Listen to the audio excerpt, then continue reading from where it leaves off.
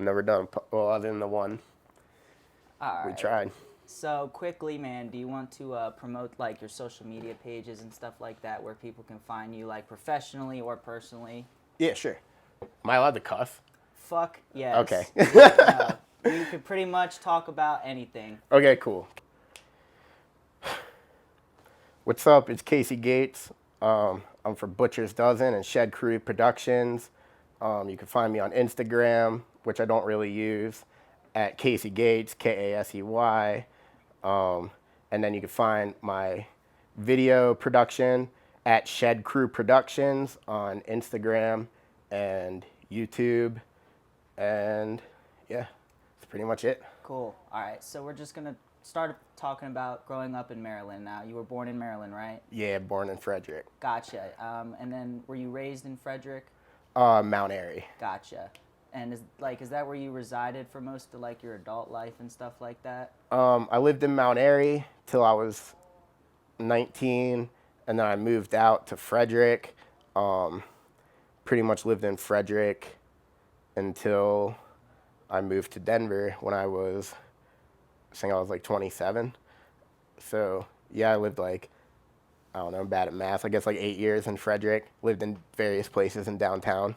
I gotcha. So, did you grow up in like the rural parts of Maryland? Yeah, so Mount Airy, where I lived, was my high school was in a cornfield. We were called the Children of the Corn. It was very country. My neighborhood was just kind of like a normal, like kind of poor neighborhood. It wasn't like farmland. It wasn't, it wasn't like poverty, but it wasn't. It was just your average like low income neighborhood, and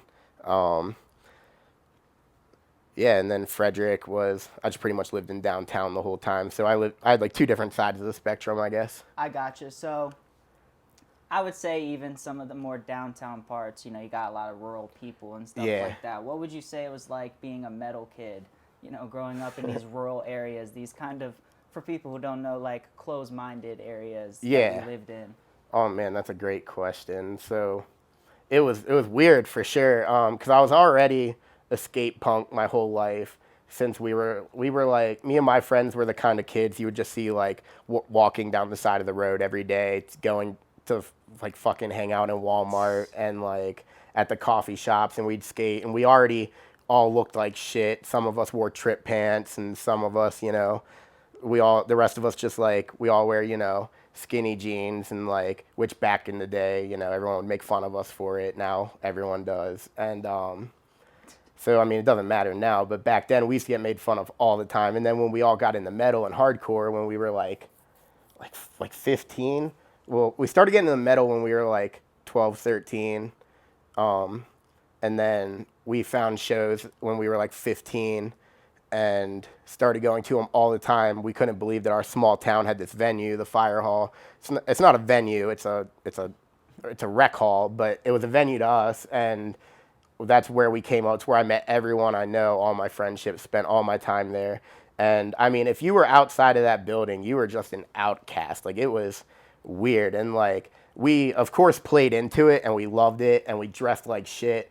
And you would never catch us without a shirt that didn't say fuck on it. Like, we just had like those metal shirts that were just like dumb and in your face. And like,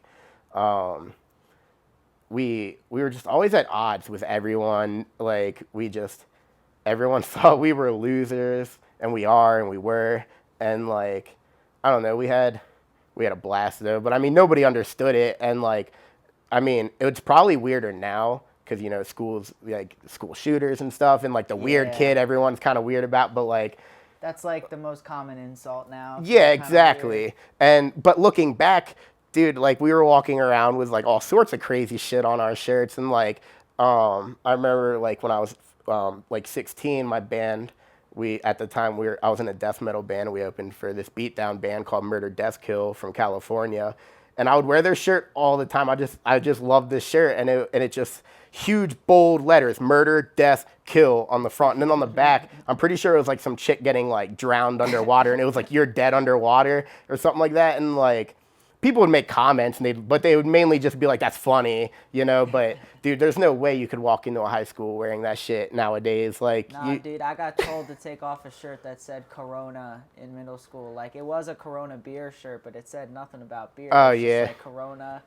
Pancho in Mexico, and it was like, they were like, take it off. It's like, jeez. I think my best was I had the Volumes shirt that said "You better fucking run and hide," and I used to wear that all the time. I loved that shirt, and then I'd always get told to flip it inside out. And then I got this this is pretty embarrassing, but like I had this Attila shirt when I was in like I had to have been like a freshman, and it was like I remember when they sold it, they were branding it as like your teachers can't get rid of it because it was reversible. Like it said the same thing on the outside. So me and my friends all had this shirt, and it was like covered in weed leaves, and it was the lyrics from Soda in the Water Cup. So it's on the front, it's like, "I'm in every fucking city," and on the back says, "Touching every fucking titty."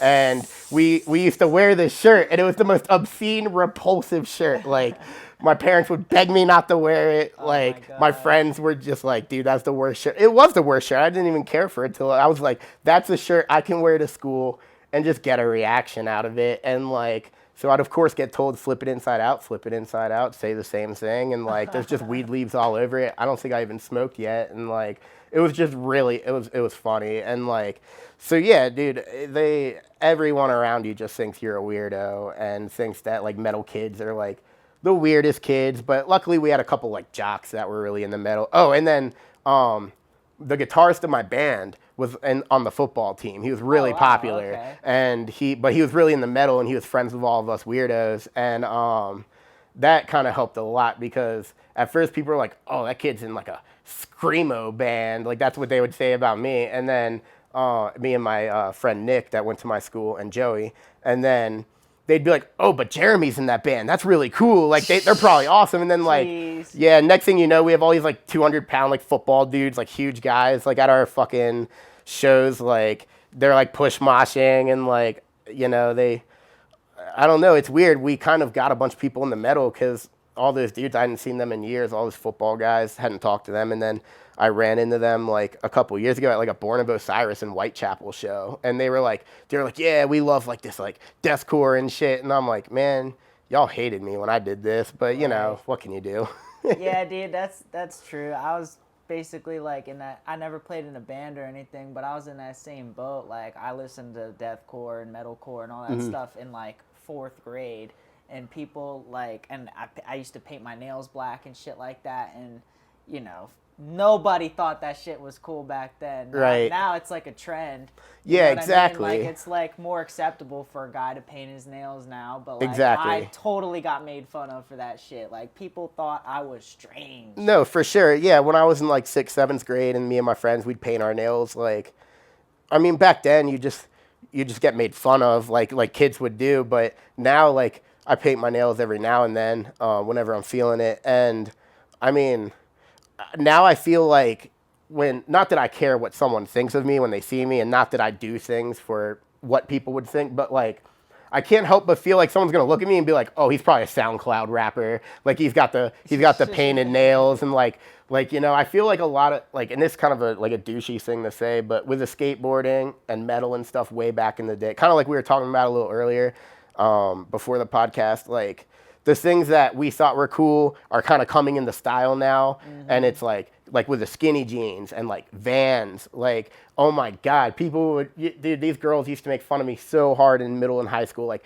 what are those Vans you're wearing? What are those Chucks you're wearing? They're so ugly. Like, why are you wearing those shoes? And now everyone wears Vans. Vans is a household name. And like, you know, I'm not the first person to wear Vans, you know, but I'm saying like, it is really weird when you see like middle-aged women wearing like skate highs, and you're like, huh, you know, it's really something to think about. Also, like you mentioned how like the Suicide Boys merch is like a death metal Yeah. logo. Like a lot of rappers do that now, and it's like almost like that sort of style is a trend. Exactly. But, yeah, know. that's kind of what I was getting at. Is like, you know, back in the day, I'd wear like a death metal hoodie. People would be like, "You can't even read that shit. I don't know what it says." And like, but now they wear the Suicide Boys hoodies, and they wear like the SoundCloud rap hoodies that are in death metal font, and like they're really like there used to be a huge bold line between hardcore and everything else. And that line is just getting smaller by the day. And like, I used to think that was cool and like, oh, it's getting big and people are going to know about it. And like, but like, no, dude, like, you know, like that's my hot take. Like, I don't want to do too many hot takes because I don't want to like, you know, get you in trouble or anything. But like, Oh, dude, dude, that's my cool. like my honest, like, I'll give you my hottest take right now with that shit. And this is from someone that's been going to hardcore shows for like 14 years. Like, a lot of promoters nowadays are really into like being as inclusive as possible and getting like all these new people, which is cool. You know, you do like people got to find it and Yeah. stuff. But like they're going as far as being like, you know, bring someone new to a show and you guys can get in for free, whatever. And like, dude, I'm like, here's my hot take. Fuck off, we're full. Like straight up. Like Yeah. like if you walk down an aisle in Walmart and you can look left and right and see 25 people and you want even one of those people standing next to you at a hardcore show, I don't know what to tell you. Like we are not the same. Like I'm not saying I want it to be small. I love when shows are packed and I love people finding hardcore. I have no problem with that at all. I love when people find new music. But it's like, I think it's like, we shouldn't be begging people to listen to our music. We Right. shouldn't. It should be genuine. Exactly. Like, if someone's already listening to My Chemical Romance, that's just enough. You can get, I mean, I'm a firm believer you can get Right. anyone to listen to hardcore. You can get anyone to listen to metal. They just got to listen to it. Like, you know, even like someone's parents, like they're not going to give it a chance. But if you give them the right riff, they're going to be like, oh, that's cool. You know, there's always Yeah. something for someone. And like, but my thing is like, do we really want all these people that are like, I don't know, like do it like I don't know. Do you really want all these like new Twitter kids like running around changing shit? Like we already had a big surge of new people like 2-3 years ago, and shit got weird because like suddenly like the rules were changing, everything was different. Like people were like looking at you sideways for doing things you've been doing for years, and like, you know, it's just things are changing. And like I probably sound like I'm just old and jaded, but like it sucks to watch it change when it was so familiar for so many years. And like I just get it's because like all these new people are coming in, they don't have, and there's nothing wrong with that, but you also shouldn't be like going out on Facebook and being like, hey, you know, come out to hang out and I'll get you in for free to this show, come check it out. Like, it's not a comedy club, you know, Right. like, you know, and if you think the person's going to enjoy it genuinely, then like, fuck yeah, bring them out, show them what's up and give them a rundown, and, you know, either they have fun or they don't. I bring people to shows that either like metal or don't, and like they either have fun or they don't, but I never try and like force them in. I never try and bring random outsiders in. Like, you know, it's just we gotta. I like it being exclusive and small and It's like often a place to get away from outsiders. exactly. Too. And like, how can you get away if there's so many people? You know, like I mean, not so many people. I don't like now. Like I don't want to sound like I own the room and I want to have the band to myself, because that's definitely not what I'm getting at. I'm just getting at like normies coming to shows is like, it just shouldn't happen. They don't get it. They won't get it. You know, maybe they will. But like, I just think you should just have a good sense of who you're bringing to a show, because like if they don't like it, they're gonna have a terrible fucking time, dude. Oh yeah, and like, especially if you try to get them like near the pit and stuff like that. Exactly. Like, they're gonna be like not even knowing what's going on, and like just get in their like their flight or fight reflexes. yeah, You know what I mean? like the best example I can come up with is there was a show. It was many years ago. Very infamous show between me and my friends, but it was a very small show. You've been to Cafe 611 I've heard in of it, Frederick? yeah, Okay, yeah. it was really small, and Job for a Cowboy did a one-off show there. Oh, wow. And like a place that literally holds like 150 people, and it was Job for a Cowboy, I Declare War, and Damn. Cephalic Carnage, like a bunch of bands. It was a huge tour. Wow. It could have been at the soundstage, but No it was shit. at 611 because they wanted to do a floor show, and it was a what's dope up. show. Like I could talk about that forever. But basically, a couple of my homies from Virginia rolled out, and they brought like 2 or 3 of their friends that were normies, and they're also in like the armed forces. They're like in the Navy or something. And these dudes were drinking, and like that people weren't really moshing at first, and then I Declare War came on, and like people were just like beating the shit out of each other. And these three Navy bros took it upon themselves to think like we're gonna stop this madness. Oh And my God. like I don't know, I was moshing, and then like I like felt myself getting hit in the side of the head. And so I'm trying to like kind of scoot over, cause like while moshing, so I'm like, oh, I'm like in someone's space, I'm getting smacked up. And then I realized like, oh shit, dude, like someone's like fighting me. And cause I wasn't expecting, I was just sitting there like being a dick, like moshing people. And then I'm like, I didn't expect some dude to run out of the crowd and start like trying to one-on-one me. And so like I ended up like fighting this dude and like fucking whooped that dude's ass. And then like his friends came out and were like grabbing him. They're like, yo, like that's our friend. This is what we do. Like you can't do this. You know, you need to get back here.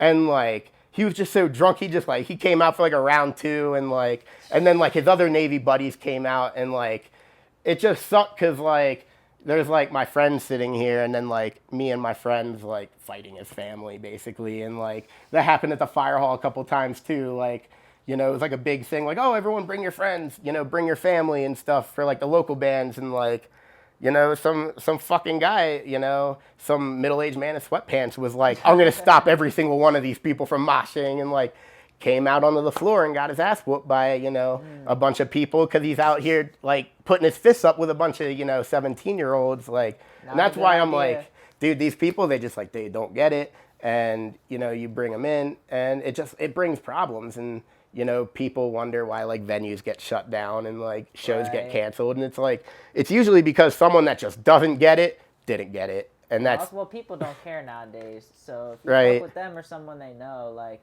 and it's like it's regardless of age or anything like that. Like you're just more inclined to get your ass whooped these days. Exactly. And it's like that.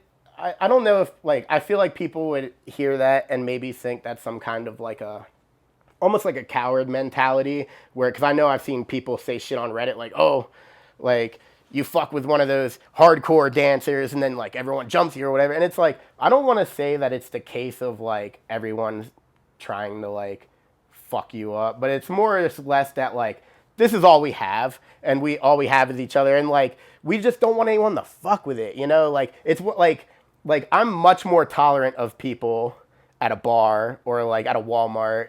But like if someone's going there and like fucking around, I don't care. But like, you know, if you're like at like you're like in the pit, like doing something stupid or like picking fights or like, you know, like an outsider, not like, you know, not someone from the crew, but like, you know, you just think to yourself like, man, fuck this guy. Like I sat at work all week. I hate my fucking life. I hate my job. I hate my boss. And then I fucking come here to drink some beer and hang out with my friends. And this guy is fucking making it rough for me, you know? Right. And like that almost never happens at hardcore shows. Like never happens. But then when you get into like the bigger crowd, start going to like metal shows and like, you know, then you've got some people in the crowd that like they're gonna do something stupid, and like, man, we don't get any respect around here, John.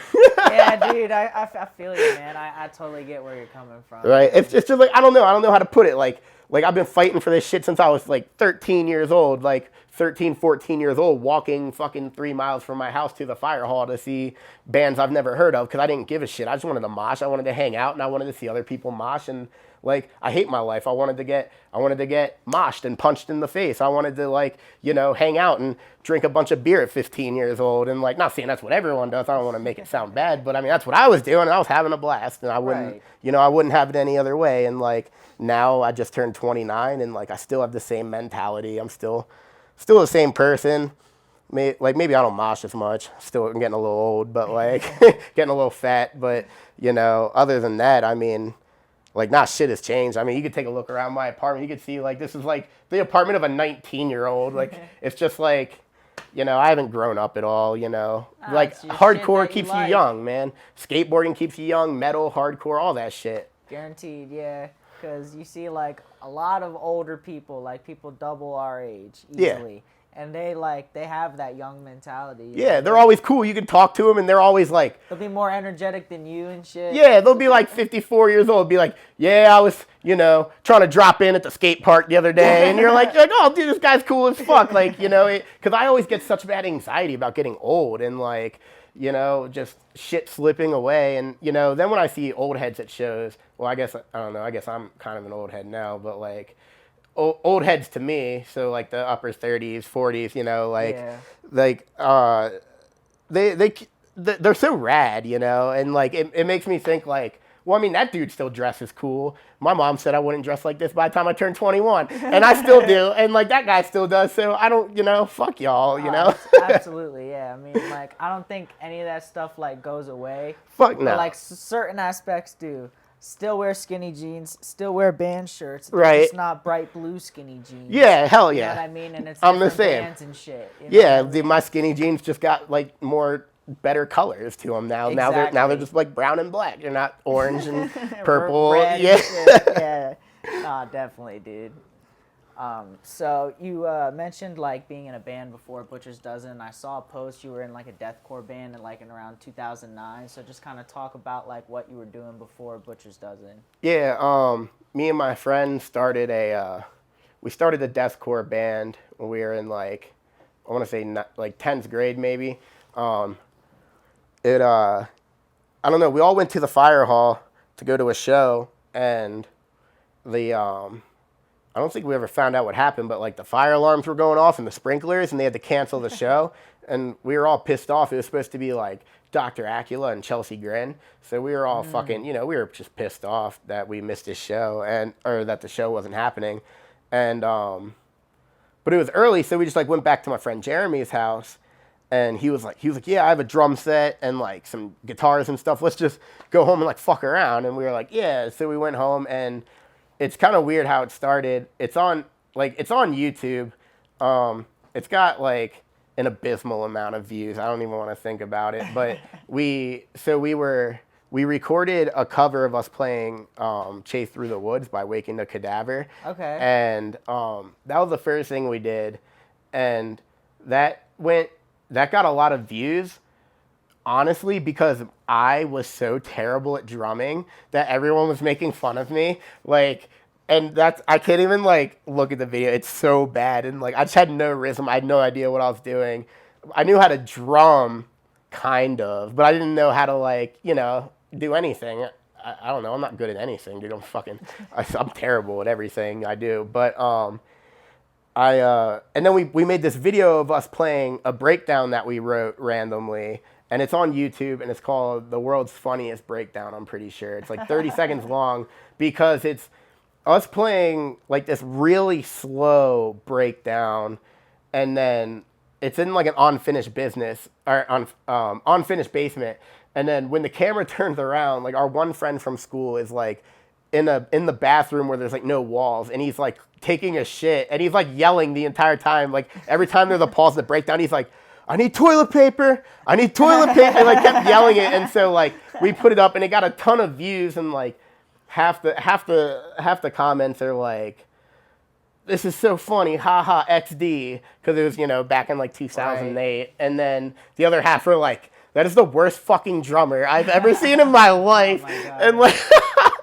so yeah, that was pretty much how we got started. We were like, all right, look, we got a ton of views on YouTube. Everyone already knows I'm a terrible drummer. Like, let's just make a fucking band, you know? And so that night, it was pretty much that night, we were like, yeah, let's make a band. We started talking with our friend, and we had English class together, everyone except for Jeremy. And then our friend Dan, who came in a couple weeks later, he went to a different school, but he originally went to our school, so we all knew him. And well, I'm trying to think where I went from there. Oh yeah, English class. So our teacher was really into like black metal. And wow, that's cool. Yeah, he had like a Devourment poster on his wall, and like every day he would write like a different quote from like a death metal song on the chalkboard. He was really fucking cool. What was his name? Mr. Schumann. And he like hated teaching. He just like liked kids, and like not like that. I guess that sounds kind of fucked up. Like he was just like a really cool dude, and like right. He was kind of figuring it all out. And then he now like interviews serial killers, in prisons. Like he's like a psychologist for serial Oh, killers. shit, So that's that's what he cool. was doing the whole time. And he was just teaching English on the side, I guess. And he was like really fucking cool. And like, it doesn't matter now if he's not a teacher. I was about to say I don't want to like get the dude in trouble, but like, dude, this guy completely fucked with our grades. Like, let us slide on everything. He did not give a shit about us four because we were the only metal kids in school, and he had all of us in one period. Right. And like, people would get mad at him. They'd be like, "Oh, you know, those fucking metal kids, they get away with everything." And like, so basically, we told him we were in a band and stuff, and he would let us like write lyrics and stuff, and like we'd still partake in the class. Not like we weren't like in a School of Rock situation, but like, we one day we had like some kind of test. We had to write something down, some bullshit, and he's like, I just want you guys to write the most brutal lyrics you can write and turn it in. And he's like, I don't give a shit. Like, I won't show anyone. He was like, we'll see. So like, you know, we're writing down all this shit, and it's like 2009. You used to get away with a lot more with death metal. And you know, it's just literally like, cut her fucking heart out. Like, you know, just a bunch of shit. It was like talking about like drowning people and shit. It was fucking crazy. And we turned it in, and like, I have the paper somewhere. He fucking comes and puts it back on our desk with a C on it, and it says amateur. And we were like, all right, so this dude really just like laid the foundation of our band. Like, this dude really like let us do it real by giving us the time. That's and sick. like more or less believing in us. And like, yeah, we just started the band right there and then. And we made like one song, and then I got so stoked that like I booked a show because I was so excited. And so I booked this show, and it was the fucking Hardcore Meets Hardcore Fest, which was like an all-day fest with all these huge hardcore bands at the Fire Hall. It was a huge, almost sold-out show. And like, you know, I was really cool with the promoter, so he, of course, gave us like the biggest show ever for our big first show. And I went and like told everyone in the band. I was at practice. I remember like coming out of the bathroom and being like, yo, I just got off MySpace with Mike Rafiki, and guess what? We're playing Hardcore Meets Hardcore Fest, baby. We're the opening band. And they were like, we have one fucking song. That show is 3 weeks away. And so we like rushed out 3 more songs, and like, luckily we had a huge blizzard. So everyone got snowed in at my house for like 3 days straight. My fucking parents were pissed. We were stuck in my house for 3 days, writing death metal all day long in my basement. And like, it was fucking gnarly. We wrote so much, and then we just started playing shows all the time. We loved playing shows. It's like fate almost that snowstorm happened. Exactly. And you guys were able to get that shit done. Yeah, it almost canceled our first show too. There was like a foot of snow, and like a ton of people were there, but I think it would have sold out if it didn't snow. Right. I mean, it was pretty rough. Like, we had to have one of our guitarist's dad like come pick us up and load all of our shit up and take us there in his truck. Like, and I don't know if you've ever heard the story about like Butcher's Dozen in the snow. We have really bad luck with the snow, like crashing cars and shit. So yeah, that was crazy. But yeah, we started playing shows all the time. We were like 15 years old. We would leave school to go play shows in Baltimore, and that was so fucking cool because like we weren't really well liked until Jeremy was, you know, we were in a band with Jeremy, and then people were like, oh yeah, you guys are cool now, and like. And that shit's crazy how it's like that, dude. For real. And yeah, ever since we started showing up at Jeremy's parties, you know, all these fucking football dudes like, oh, these metal kids, man, they're kind of funny. They just like talk about suicide and death and shit all the time, man. They're kind of funny. And like, yeah, we just started. Like, once we got to talk to you, you're not that bad. It's like, oh, what do you mean not that bad? Come on. Exactly. And yeah, it was really cool being like we'd have notes to leave school. And I'd get to like go up at like 1 p.m. and be like, hey, sorry, I gotta leave mass early today because my band, you know, we got a show in Baltimore at 5 o'clock. We gotta go. We only sold 4 tickets. We're gonna be the opening band for sure. We gotta go. Yeah, right. And yeah, we get to leave school early and like have our parents drive us to shows and have our parents stay at the shows and wait for the show to be over and then drive us home. And like someone stole like a bunch of my drum stuff at a Baltimore show. We played at Bourbon Street, which was a long shutdown venue that used to be next to Sonar, which is also another long shutdown venue.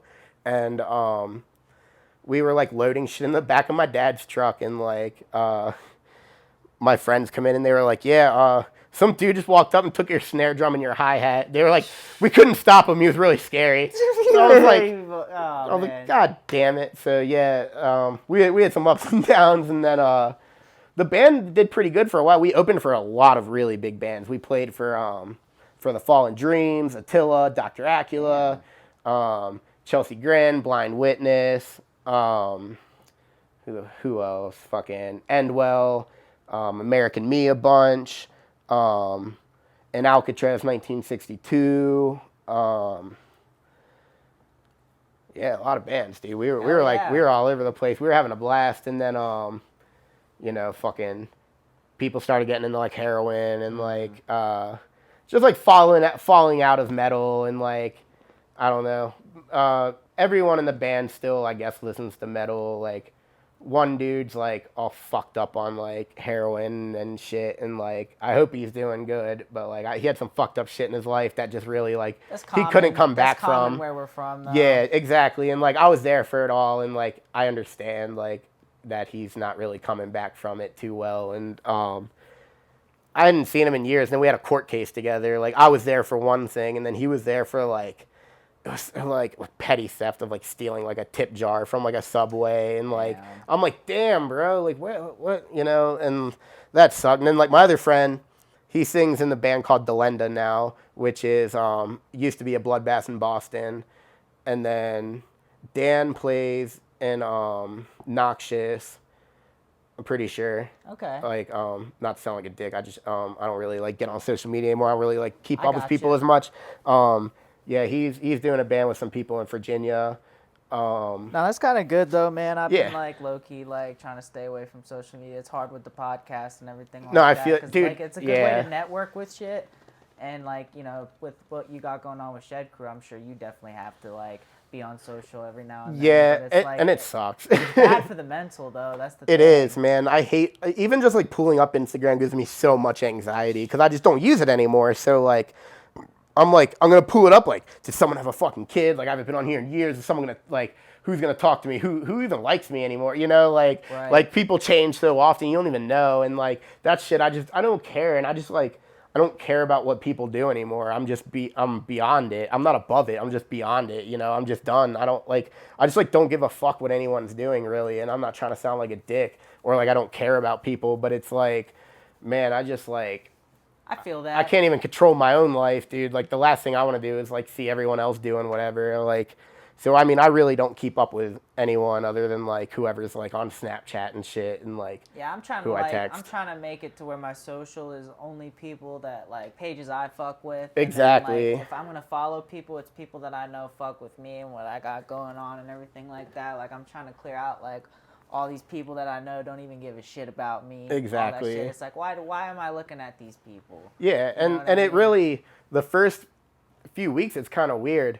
Because, like, at first, I only quit social media because I just felt like I was wasting so much time. Because, I don't know, I'm really, as you can see in my apartment, like, I'm really into movies and video games and stuff. And, like, I just would realize, like, I'd be like, oh, yeah, let's watch a movie. You know, you put in the movie. And then next thing you know, you've been at the DVD menu for an hour and a half scrolling fucking Instagram. And, like, I got to the point where I'm like, dude, I wonder how many hours a week I'm losing. So I got to the point where I'm like, I'm never going to open this shit. I'm only going to, like, post if I want. If, like, I do something cool. Ghost and post. I'm trying to do that shit, too. There you go. That's a great term. I've never heard that one. I forgot where I heard it. Dude, that's a good one. Yeah, post and ghost and post is exactly what I do. I just get on. But then I feel bad because people, like, respond.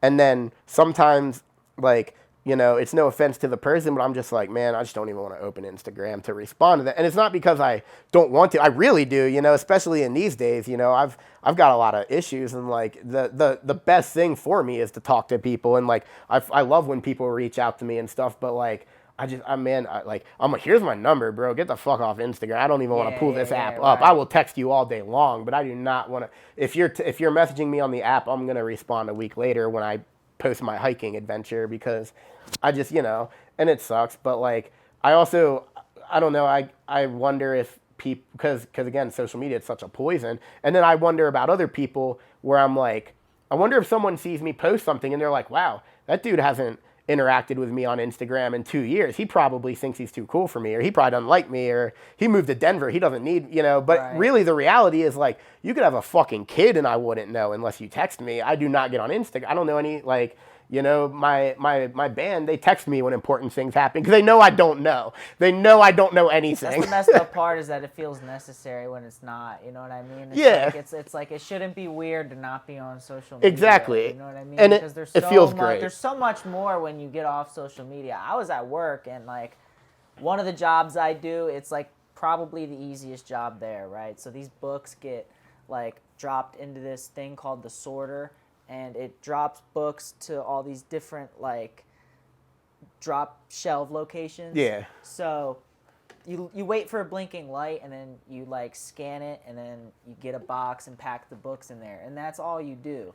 So sometimes you're waiting for a green light for a fucking minute, like there's just no work. So I pick up this book, and I think it was like Make Time. I think that's what it was called, and it was just about like making more time for the things that you actually want to do and shit like that. And very first thing he talked about was making a distraction-free smartphone.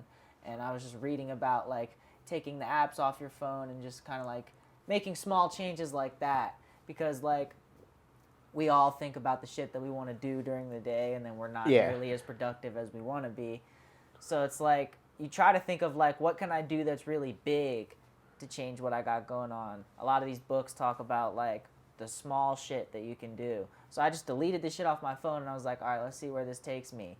And it is weird at first, because like you pick up your phone and you go to Instagram, and you're like, oh, I don't have Instagram right now. Right. And then you go and actually do some other shit, and you're like, damn, that felt better. You know what Exactly. I mean? So that's the kind of shit you got to do, for sure. Yeah, you got to find something more like productive. Like for me, it was Depop. Like I have a really big Depop page. I sell a ton of items. Gotcha. And like that's where I just spend most of my time. Like if I'm stuck in a traffic jam and I know I'm going to be there for like 2 minutes, like most likely the app that's coming up is going to be like Depop. I'm going to start refreshing my items, get those shit, hot, like make some money, or like I'm really big into gambling, sports betting. Yeah, so is my brother. That's funny. Hell yeah. Yeah, I don't even like sports, dude. I just like ice hockey. That's it. I fucking love hockey. But like, dude, I don't know. I have a talent for sports betting, and that's what I do. So a lot of the times when I'm on my phone, I'm really just on these different betting sites or doing something that has to do with that. I have to get you linked up with my brother, because like I help him do a podcast on my channel. He's kind of been releasing shit a little bit separately since we've been on vacation, but he does like NFL picks during the week, but he's also into like MMA and shit like that. Yeah. So, like, he's into like getting guests on and shit like that, but like, hell it's yeah, just cool. Y'all got this sports betting shit. Yeah, for sure. On. No, I love sports betting. Just not after UFC this weekend, dude. I'm taking a little break. Like I do so well on hockey. Like obviously you can't. No one's 100%. Even like being 50% is fucking great. Oh yeah. And like I would say on hockey, I'm at like a 50-60%. So like nice. doing pretty good. Some nights I have great nights where I'd be hitting parlays, man, hitting 5-6 teams at a time, and that's my only talent right there, is guessing who's gonna win fucking hockey games. I gotcha.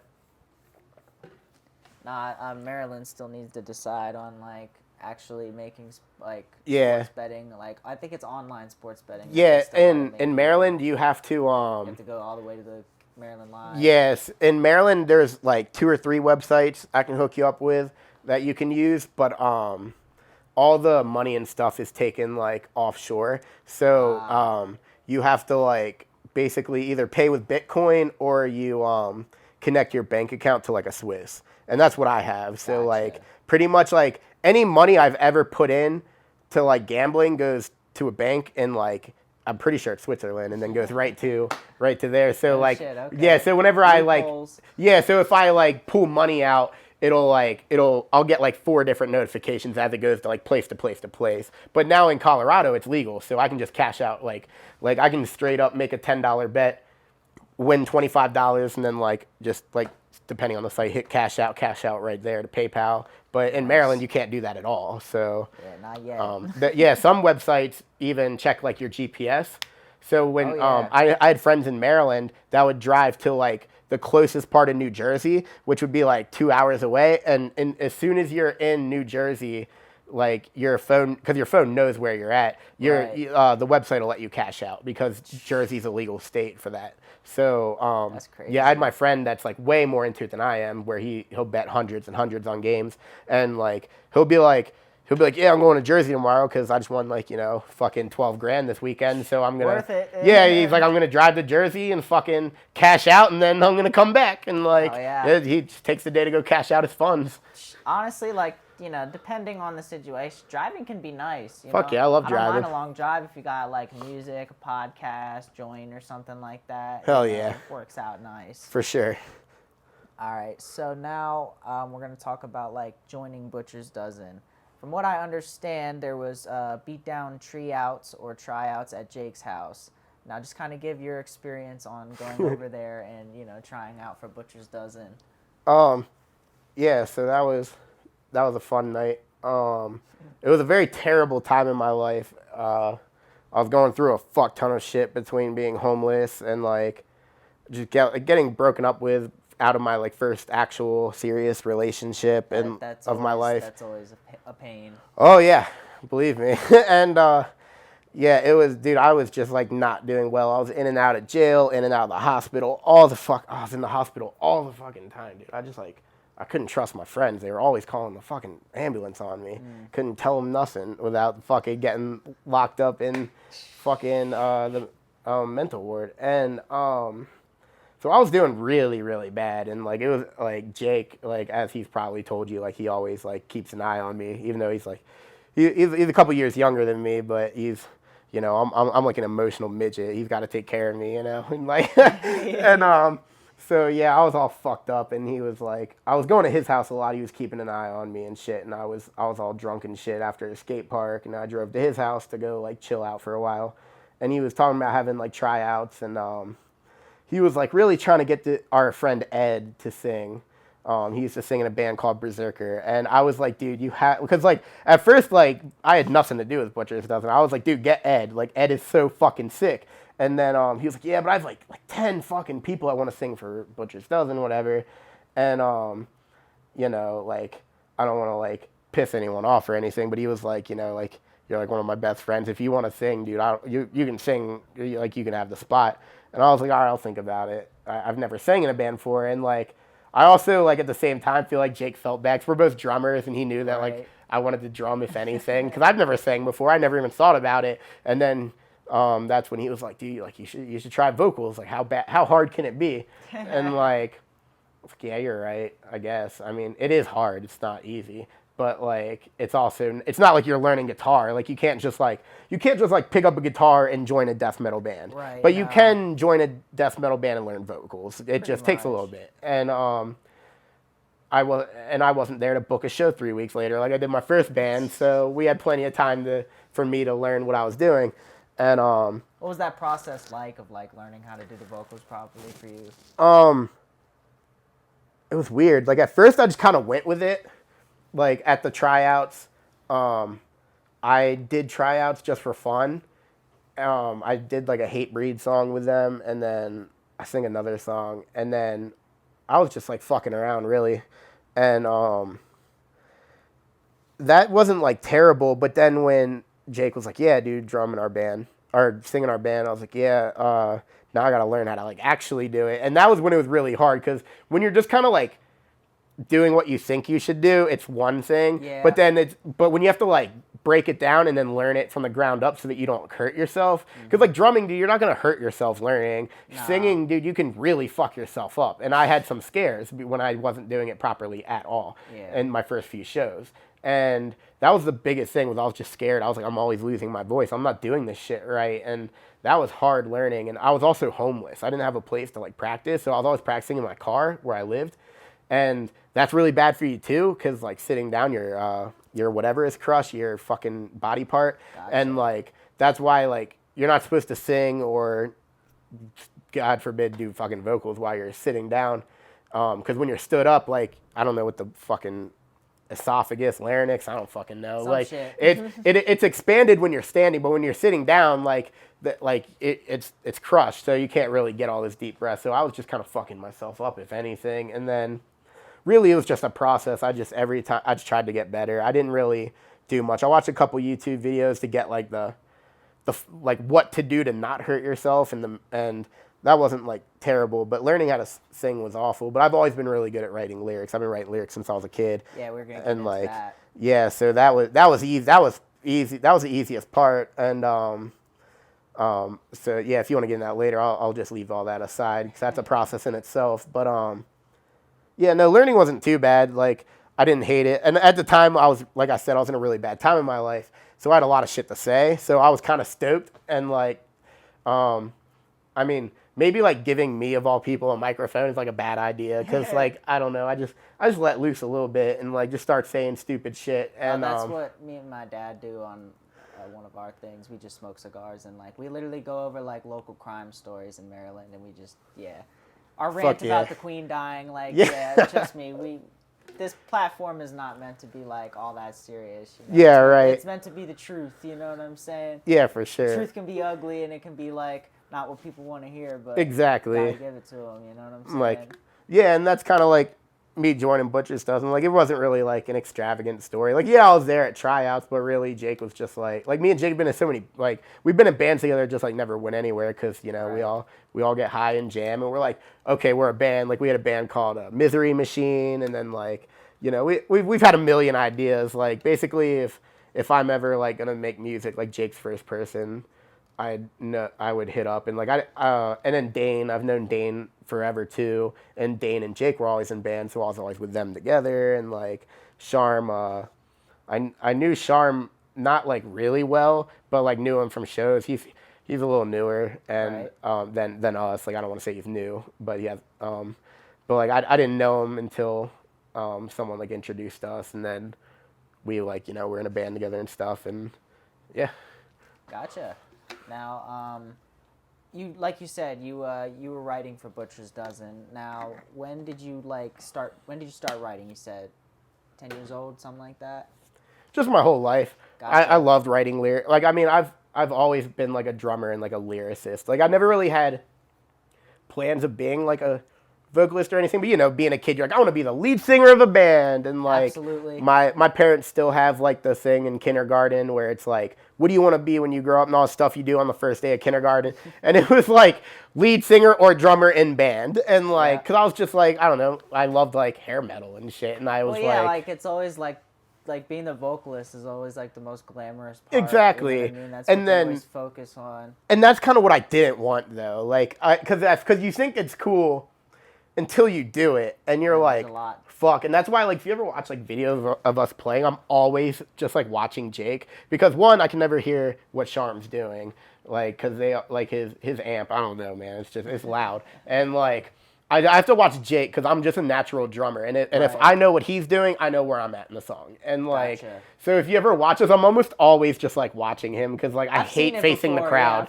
I hate facing the crowd. And especially in smaller shows, like basement show, like at the, like, where we met at, Headquarters, yeah. Like, I was always, like, turned around because I was like, dude, there's, like, you know, there's like 20 people here. We're packed in. I cannot stare at these people. Like, they're like, first off, you're all taller than me. And like, I'm embarrassed. So like, I don't know. But yeah, I just like watch Jake and keep time with him. And like, I try not, because like, it's weird, you know, because everyone is watching you because the guitarists are like standing still because they're shredding. They can't really, like, they can't just like fuck around. Like looking down. Yeah. And like, you know, Jake can't go anywhere. He's sitting there drumming. I'm just like, I'm fucking bouncing off the walls. Like, I have like huge live energy. I'm fucking jumping around. I love fucking playing live. So I'm like all over the place. But then I start getting like, oh shit, people are probably like watching me. I'm like cartwheeling and like, I'm like, man, I'm like, I don't like everyone watching me. And that's where it gets kind of weird. Because I'm really not a spotlight kind of person. Like, obviously, I'm not on social media. And, like,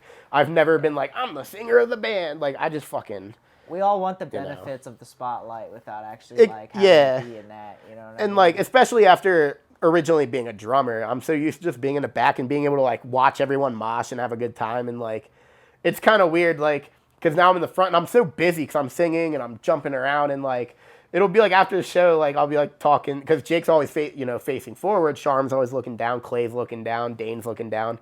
And I'd always like talk to Jake, be like, "Were people moshing?" And he'd be like, "Yeah, people were moshing." I'm like, okay, because I wasn't watching the crowd at all. That's funny, man. So you already talked about your teacher and how he kind of let you guys write lyrics and stuff like that. But did you always kind of take writing stuff serious when you were in school? Like when it came to like even English and stuff like that?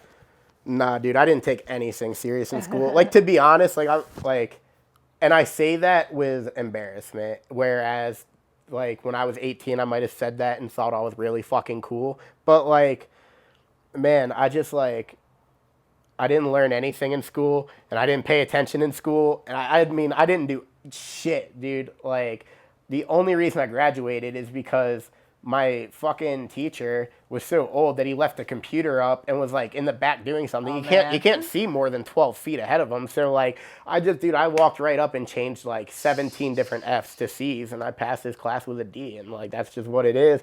And like I told my parents, because I was like, look, like, you want me to go to school again, you know? I gotta do what I gotta do.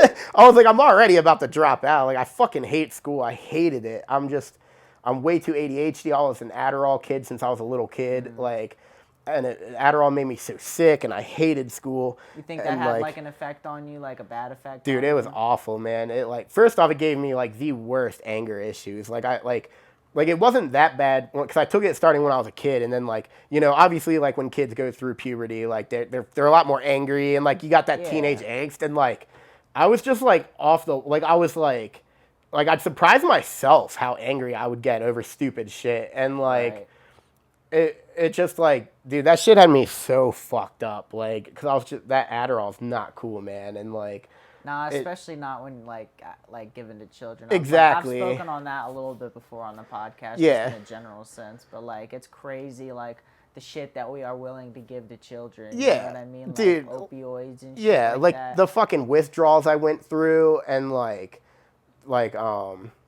the worst was always Mondays because I wouldn't take it on the weekends. I'd take it on Monday morning, and like by the time Monday evening rolled around, dude, like I was like incapacitated. I couldn't fucking move. I was so sick. Like that shit was awful, and it just always put me in a bad mood. And I was always like super feisty and awake, and like I kind of had like a chip on my shoulder, and if that's the term, in high school. Like I just always wanted to fight. I was always angry.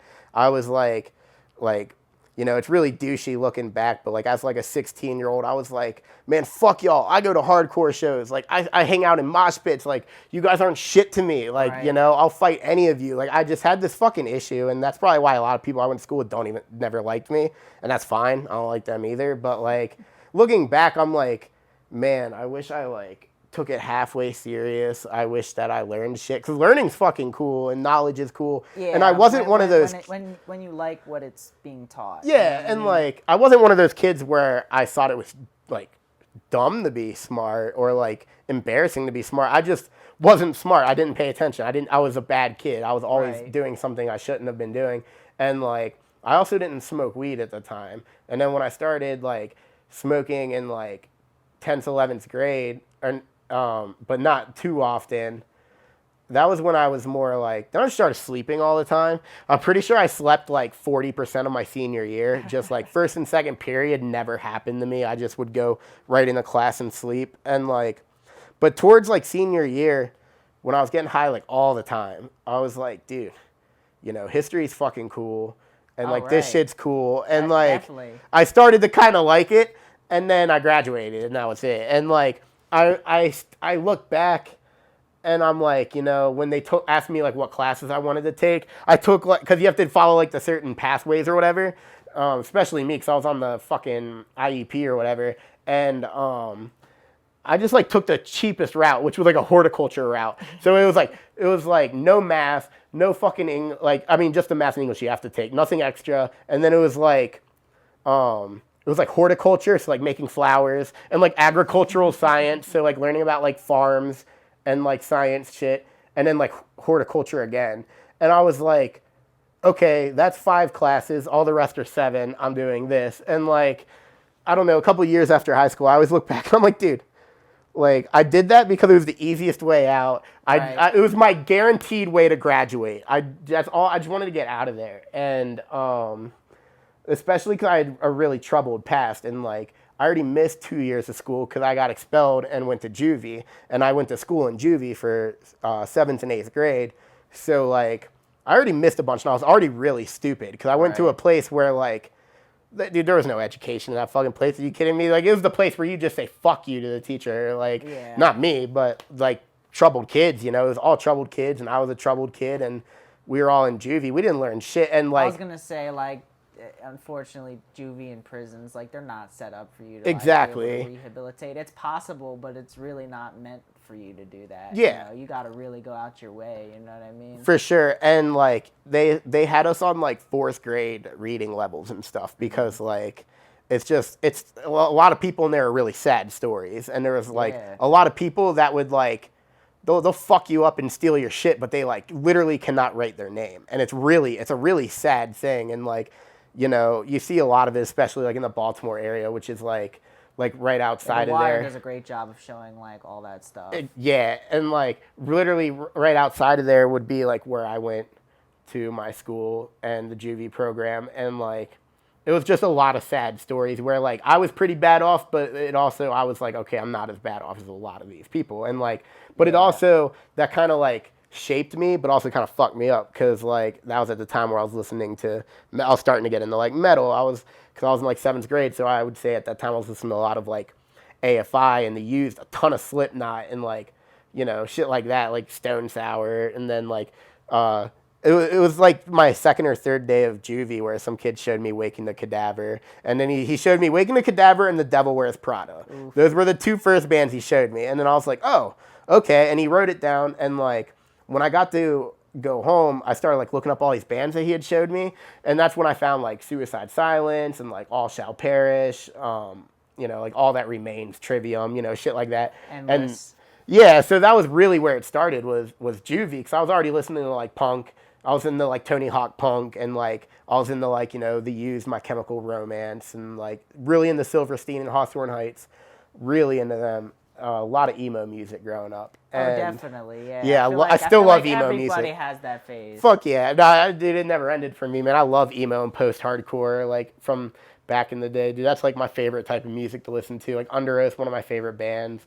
And it's just, like, because what I used to listen to in those times. And, like the Used, the album, In Love and Death or whatever, if I'm not mistaken it, like, I got that CD a couple days before I got expelled and then sent to juvie. So when I think of my parents like taking me to juvie to drop me off, I like listened to that CD on my Walkman the whole way there, and like I remember just like I've got to listen to this as much as possible so that it's just embedded in my brain for the next several months, like Right. you know.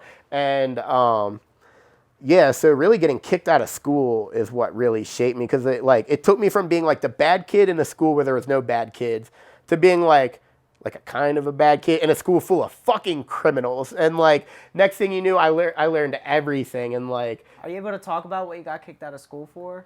yeah, well, basically I was at the point where they were like ready to kick me out for nothing. And For just like truancy and shit like that? I mean, for like I was just like a lot of fights and like prankster stuff. I was more of like a You just had a rap sheet of a whole bunch of dude. shit. I was a real Kevin McAllister from Home Alone. Like I was really just like pulling pranks, doing stupid shit. Like one of the big ones was like my friend Dan from my old band. We had these in gym. We had these like locker rooms with showers, which like obviously no one showers. Fucking middle school, it's kind of weird. And like so the showers were just there every day. No one's ever actually used them.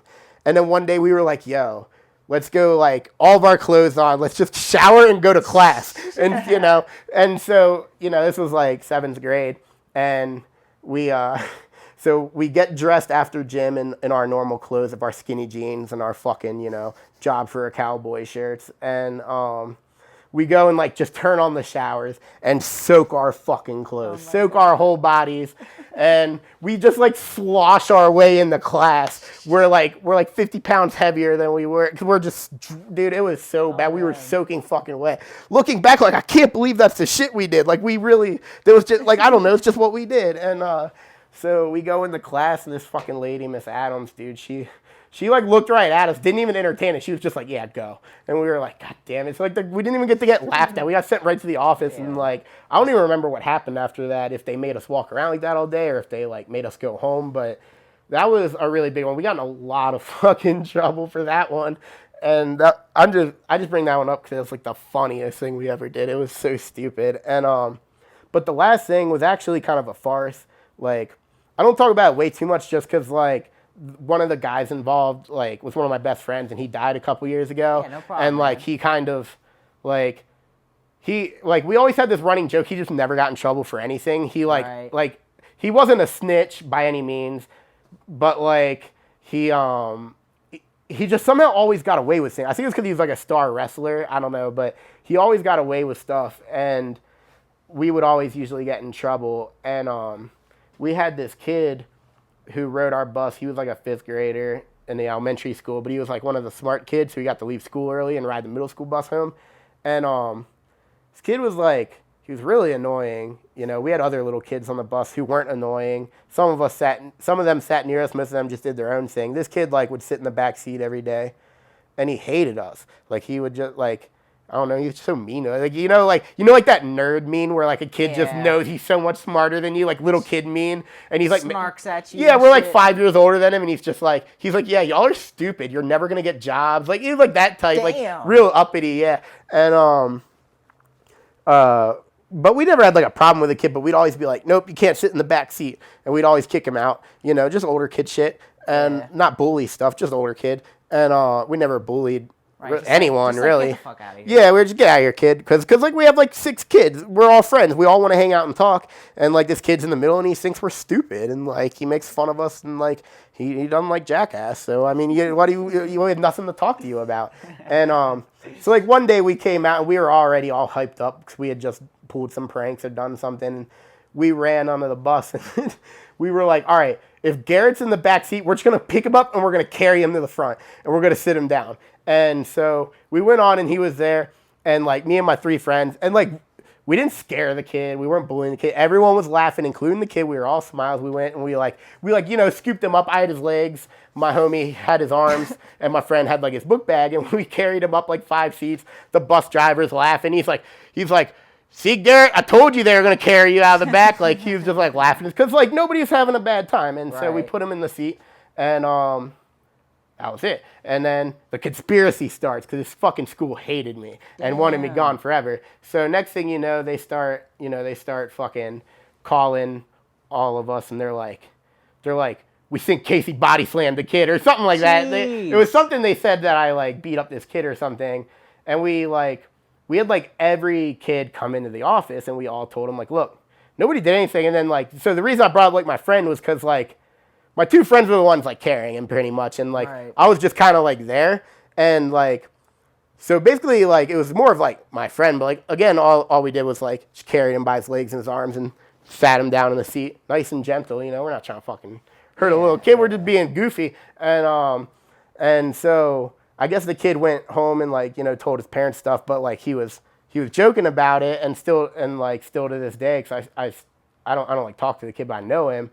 And he has said, like, yeah, that was all, like, my parents, whatever. But, like, his parents basically said, like, yeah, I think these kids, like, beat up my son. Jeez. But we didn't. And, like, and then they basically were, like, they threatened every one of my friends. This is a true-ass story. They threatened every one of my friends. They were like, look, just say it was Kasey. We'll kick him out, and you're good. Or we'll suspend you. Damn. And my friends were troublemakers, but they weren't on my, like, not to sound like a loser. They weren't doing the shit I was doing. I was the one that was Right. always suspended. So they had never been suspended. All 3 of them got suspended for the first time for taking up for me. They were like, they knew I was going to get kicked out of school. And they were like, Kasey was not there. Real I swear. G's. Yeah, they were like, I swear to God, he wasn't even there. And then, so they basically were like, yeah, they were like, you're not welcome back at our school ever. Like, go home. And Damn. so, all my parents, obviously they didn't believe me. So they started calling the other parents of the kids on the bus. And then, like, lo and behold, they talked to 12 different sets of parents. Every story was the same. Yeah, Josh and Ian, like, carried this kid up, and Kasey, like, had his fucking seat, and, like, they put him in the seat, and they were like, Right. nothing happened. Then the bus driver came in with a tape and was like, he tried to give it to the principal, and the principal was like, look, like, we're done with him. Just let it go. And so the bus driver, Mr. Hurley, I don't know where he is in life, but he came to my house one day. Like, he stopped the bus in front of my house and was like, dude, I did everything I could. I cannot believe they really like got you guys for this. They suspended all of you. Like they're just trying to get rid of you. And he's like, I tried to tell them, and like it got really big. Like there was like board meetings and shit about it because like there was proof that like me and my friends didn't do anything, and they were just trying to get rid of me. And like basically at the end of the day, they were like, yeah, he's done. He's not going to school anymore. So like I had a couple crazy. weeks like just at my house trying to figure out what to do, and then things just got worse because at this point I'm not in trouble because everyone figured everything out that like it was this big farce to get me kicked out of Right. fucking school because I was just a problem child, and I get that. And nobody else was a problem child, so I was the only one. So Yeah. I get it. They just didn't want me there anymore. It's cool.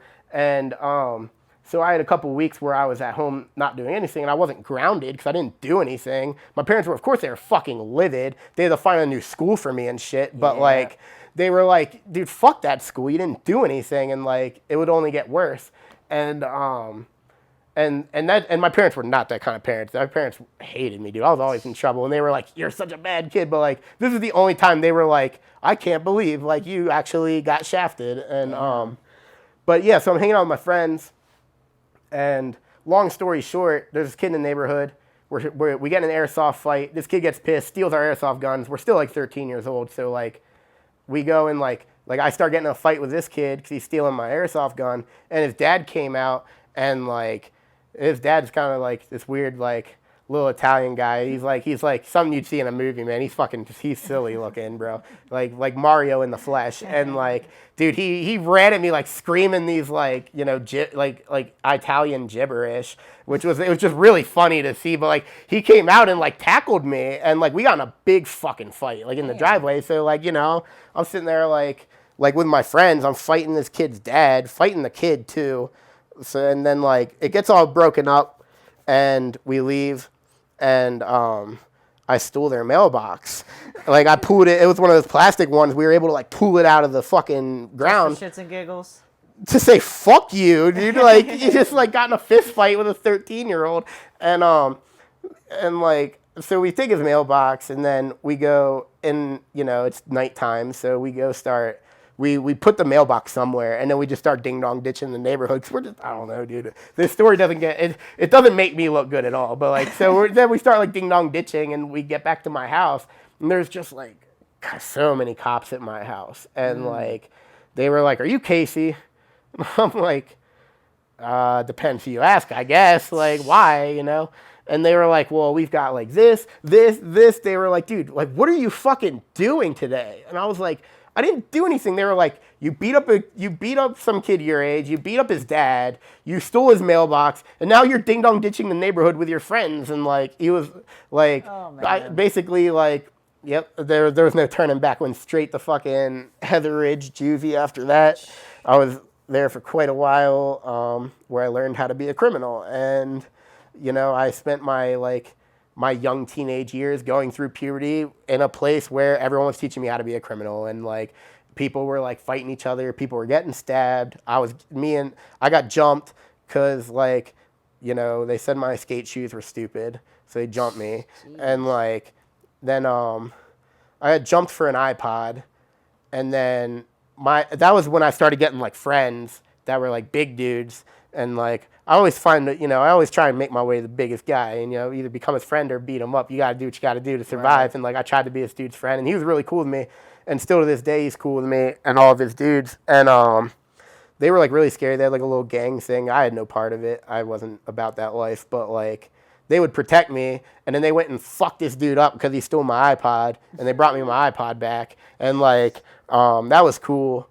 And then yeah, I got jumped for my shoes, and then I got jumped for my point sheet because like you'd have a point sheet every day when you go from like class to class, right. And if you didn't have perfect tens, you couldn't play basketball after lunch, and you know that's a big fucking thing in that place. So like, you know, I don't care, I don't play basketball, but like I had tens that day, as most people do, because you know teachers really kind of in that kind of place they're kind of hesitant to not give you tens. If you don't play basketball, you're gonna fucking freak out. And like, so they gave me tens. They gave this kid zeros or whatever because he was, you know, I'm pretty sure he like tried to stab someone with a pen, and like, and he just like came up to me like cool as fuck, like came up to me in the hall. He's like, yo, let me see your sheet. And he's like, you got tens? I was like, yeah. And this dude just like stuck me square in the fucking face. Damn. Pretty much like put me to sleep almost. I wasn't used to getting hit like that, you know. Yeah, and like he put me down, took my point sheet, and then gave me his point sheet, and then left. And then like, and then when I went to the next class, you know, I'm not snitching.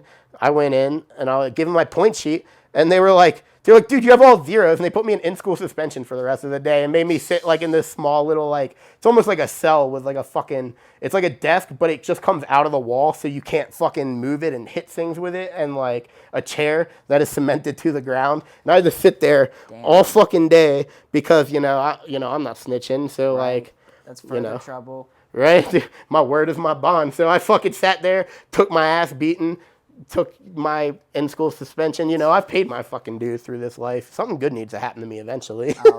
Right. Now, what state of mind would you say you do your best writing in? Because we're about to get into some of the lyrics in a little bit. Drunk. I don't think I've ever wrote a sober Butcher's Dozen lyric in my life. I'll come up with something, like, I'm a pretty hateful person, so sometimes I'll just think something of someone. I'll be like, oh, that's pretty good. I gotta write that down. Hard. That's funny. So like, that sounds hard. I gotta. Yeah, so I'll write down like a line, and then basically when the time comes, I like to write to music. I try not to like put anything together without music because you gotta fucking change it anyway. Yeah, you gotta make it sound right. Yeah, exactly. So I have like basically I would have like a note section in my phone, and like it was just filled with like one-liners and two-liners and like sometimes like a whole chorus or a whole verse, but like usually just like one-liners, and like a lot of my shit is just like a lot of one-liners just fucking stuck together, like because I'll get drunk and I get really drunk, start getting like angry, listen to music or listening to the instrumentals of what I'm writing to, and I'll be like, I think it just also comes from drumming. I get my lyrics from the rhythm. Sometimes the words come later, and I know what I want to do for vocals, and then the lyrics either come or they don't. And then like sometimes like I'll just be listening and I'll be like, I'll look through my phone like a one-liner and I'll be like, oh, it's a really good one-liner. I'll use that right there. Right. And then like if I need to fill something in, I'm like, oh, I'll use another one-liner and like throw that in. So like, yeah, we're just like filled with like all these like random hard one-liners that like, and then you just gotta like make it make sense. Yeah, some of them were like the demo is fucking awful. Like it's the worst thing I've ever done in my life with vocals, and that's a whole process in itself. I could talk all day about how that shit came to be, but like it like that was when I tried to just like write, like just straight read it all off a page, and like it was very bad sounding. Whereas in Grave Mistakes, I like took my time to write to each individual song, and it sounded much more natural to me. I gotcha. I don't think the demo's that bad, man.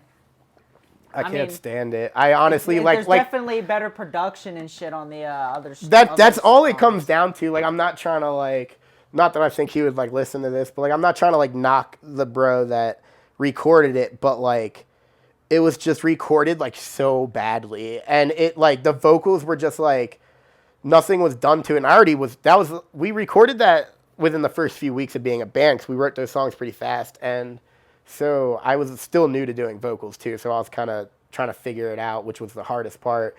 And like it's also really weird when you're like yelling into the screen in front of you and it's flat and you're not like holding a microphone. It's really strange. Right. And yeah, it just like it sucked. I was not good on it, and the production wasn't good. And then like some of the lyrics got like moved around somehow. So there was like a part where like there was like an instrumental with nothing going on, and then I did vocals on the next part. But like the vocals on the demo are like over the part where there's no vocals. So like we'd play it live, people would be like a little confused because like I'm like, I swear this is, I don't know. I don't know. Somehow that bar like got moved over in the production. Right. And like, whereas like when we did Paranoia and Grave Mistakes, I'm like totally fine with everything I did with that and the production and everything. But like the demo, dude, I've begged them so many times to take it down. I'm like, we got to take it off spot. I was like, let's just redo it. Like, I was just about to say, like, yeah, like, we're going to do that. Yeah. And like, it'll sound better because first off, we wrote it before, I'm pretty sure we recorded it before our first show.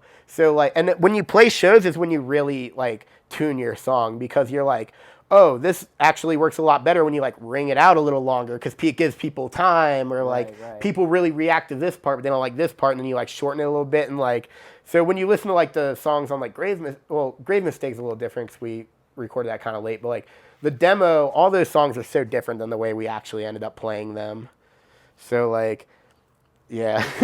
I gotcha. So now I kind of just want to like go through. I went on Bandcamp and I just want to go through some of the lyrics that I picked out for each song because I think it gives context. You know what I mean? Yeah, definitely. So for Reality, Butcher's Dozen gets stomped by 24 feet, wide open dreams, barbed wire reality. So that that was that and the intro song to Grave Mistakes. I improv both of those songs. Okay. There were no lyrics, and basically, I was like, well, I got to do something, and like when we just went through reality, and I sang those lyrics, and that's just what came out. Really, I think the Gotcha. only thing we was like the barbed wire or the wide open dreams barbed wire reality was like something I came up with like years and years and years ago before that, and I was like, yeah, that's something we wanted, and that was kind of what we used for like our merch and stuff was like the barbed wire Yeah. Yeah. reality and like feeling imprisoned and like, but yeah, that song has no significance to anything other than getting someone getting beat up by 12 different people and getting kicked by 24 different feet. Gotcha. So, ill intentions. This line repeated. Things fucking changed. Now I dream and swing and drink until I pass out. Yeah, that was another one from bad times in my life where like I was like in a lot of substance abuse and I was fucking myself up all the time and like I like got to the point where I realized like dude like my anger is putting me to sleep. Like I'm sleeping in a fucking car in the middle of January and like the only thing keeping me warm is my fucking hatred and like my bottle of Hennessy and so a lot of that was that song is really about just like how fucking monotonous, if that's the word, life feels. Like everything's just fucking repeating Yep. and it sucks. Absolutely, And yeah. I'm like, I just wanted to break out. And that was when we started, or if I didn't join Butcher's Dozen, I was going to move to Colorado. That was but like I stayed for the band and when I joined. So like a lot of that came from like, shit, am I really going to like stay here and fucking deal with this shit? And like, that's pretty much what that song was. That song was like gotcha. pure hatred. Yeah, and then you had, you think you could step to me, ha, I guess you forgot there's a line of 100 people. You think you can step to me, but we all know you should step back. I'll drag you through the street, kick out your fucking teeth. This last line's what I had underlined, spread the message, because that shit's like kind of hard. And it's like, because that's kind of like what you have to do sometimes. Sometimes you have to do shit to such an extreme that it does Yeah, send definitely. a message to other people and shit. Yeah, that comes from this dude that's like kind of in the scene. Not really. He was. I don't know. People come and go. No, everyone's so fucking fake, And like Yeah. this dude, just like he was. I really just like pinned all my problems on this guy so that I could singularity put it to one thing. And I was like, this dude runs his fucking mouth. I would fuck this guy up. Like I'm not gonna fuck it. This guy just talks his shit, and like basically that whole song is about like. And, like, his girlfriend was talking shit. And the whole song's about, like, well, what if you and your girlfriend are talking shit and I roll up and I beat the fuck out of you? Like, like, is your girlfriend going to stand there and make tweets while I'm kicking your fucking head in around, like, outside of the sidebar? And, like, that's basically what it was. That song was basically me and Jake were going to go, whoop these two dudes' ass because their girlfriends were, just talking shit about stupid shit. And we were like, well, I mean, I'm not getting in a Twitter battle, so I'm going to do the next best thing. I'm going to beat up her boyfriend. And like that was pretty much where that whole song came in. We're going to whoop your ass and we're going to leave you there, and everyone that comes out of that show is going to see you laying there, and it's going to spread a message. Keep your fucking mouth shut. Gotcha. And that's a huge reoccurring theme in our lyrics. Yeah. All right, Fire Hall. Without that badge, you couldn't be shit. When I'm in the cuffs, you think you're tough. I hate to tell you that I came up rough. I wrote this song in jail. I got arrested in the beginning of the band at some point when I was homeless. The cops fucking arrested me and robbed me because I had like a fuck ton of weed on me, a couple ounces, and they were like, since I was like, they took me to jail, but then it all like disappeared, and suddenly I was like in jail for like an ounce of weed and not like 5 ounces, and like. I was like, yo, the fucking police robbed me. Like, This shit happens frequently. Yeah, like, for sure. It's happened to me twice, dude. That's Because crazy. they came to my house once for a suicide call, but I was all fucked up and I had left my house already, and I was like sitting at a fountain in downtown Frederick. I look over and see like my row home is surrounded by police and ambulance. So I'm like, God damn it. I was like, someone called 911 again. And like, so I walked over and they were like, yeah, we're going to take you to the hospital, whatever. And then like, they were like, we'll lock up your door. And then when I was in the hospital, they came in and they were like, yeah, dude, you have a lot of weed in your bedroom. And I was like, why the fuck were you in my bedroom? And they were like, well, you know, we were just making sure the place was safe or whatever. And like, you had like several jars of weed. And I was like, so you were in my dresser. Like, you know, so the police just fucking, Frederick police will rob the shit out of you. They robbed me twice. And like, the fucking time I got arrested, you know, the fucking cop that arrested me was a kid that bullied me in elementary school. Fuck He rode my that. bus. He's 2 years older. Used to, oh man, he used to make our whole lives hell. I got in a fight with him in like 7th grade. He beat me up a little bit. I wouldn't say I won that fight, but one of our neighbors has Down syndrome and he called her a retard. So like I beat him up. Well, he beat me up, but I fought him. I tried, you know, and like, so that was like my only thing.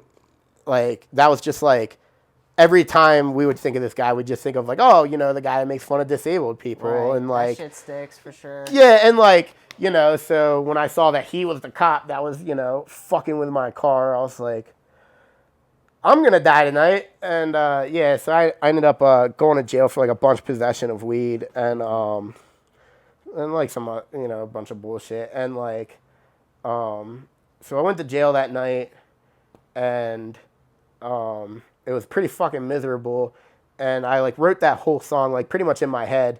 And like, cause I was just thinking like, this cop was just like this little guy and he kept treating me like shit and like kept calling me Junior. And I was like, dude, man, if this guy like didn't have a bat, if he wasn't a cop, if you were just like a construction worker, like, you know, I would fight your ass right here and now. And like, it was just really stupid. And like him and his buddy were trying to play like good cop, bad cop. And like, I was just talking shit the whole time. I have no fucking patience for cops. Like, you know, he's like asking me questions. I'm like, shut the fuck up. I'm like, I already told you I'm not answering questions. Stop asking me fucking questions. And like, so they treated me like shit because I was treating them like shit because they're fucking with a homeless guy. Leave me alone. Right. And like my life is bad enough. And you want to impound my fucking car and like take my shit, you know, which they did. And like,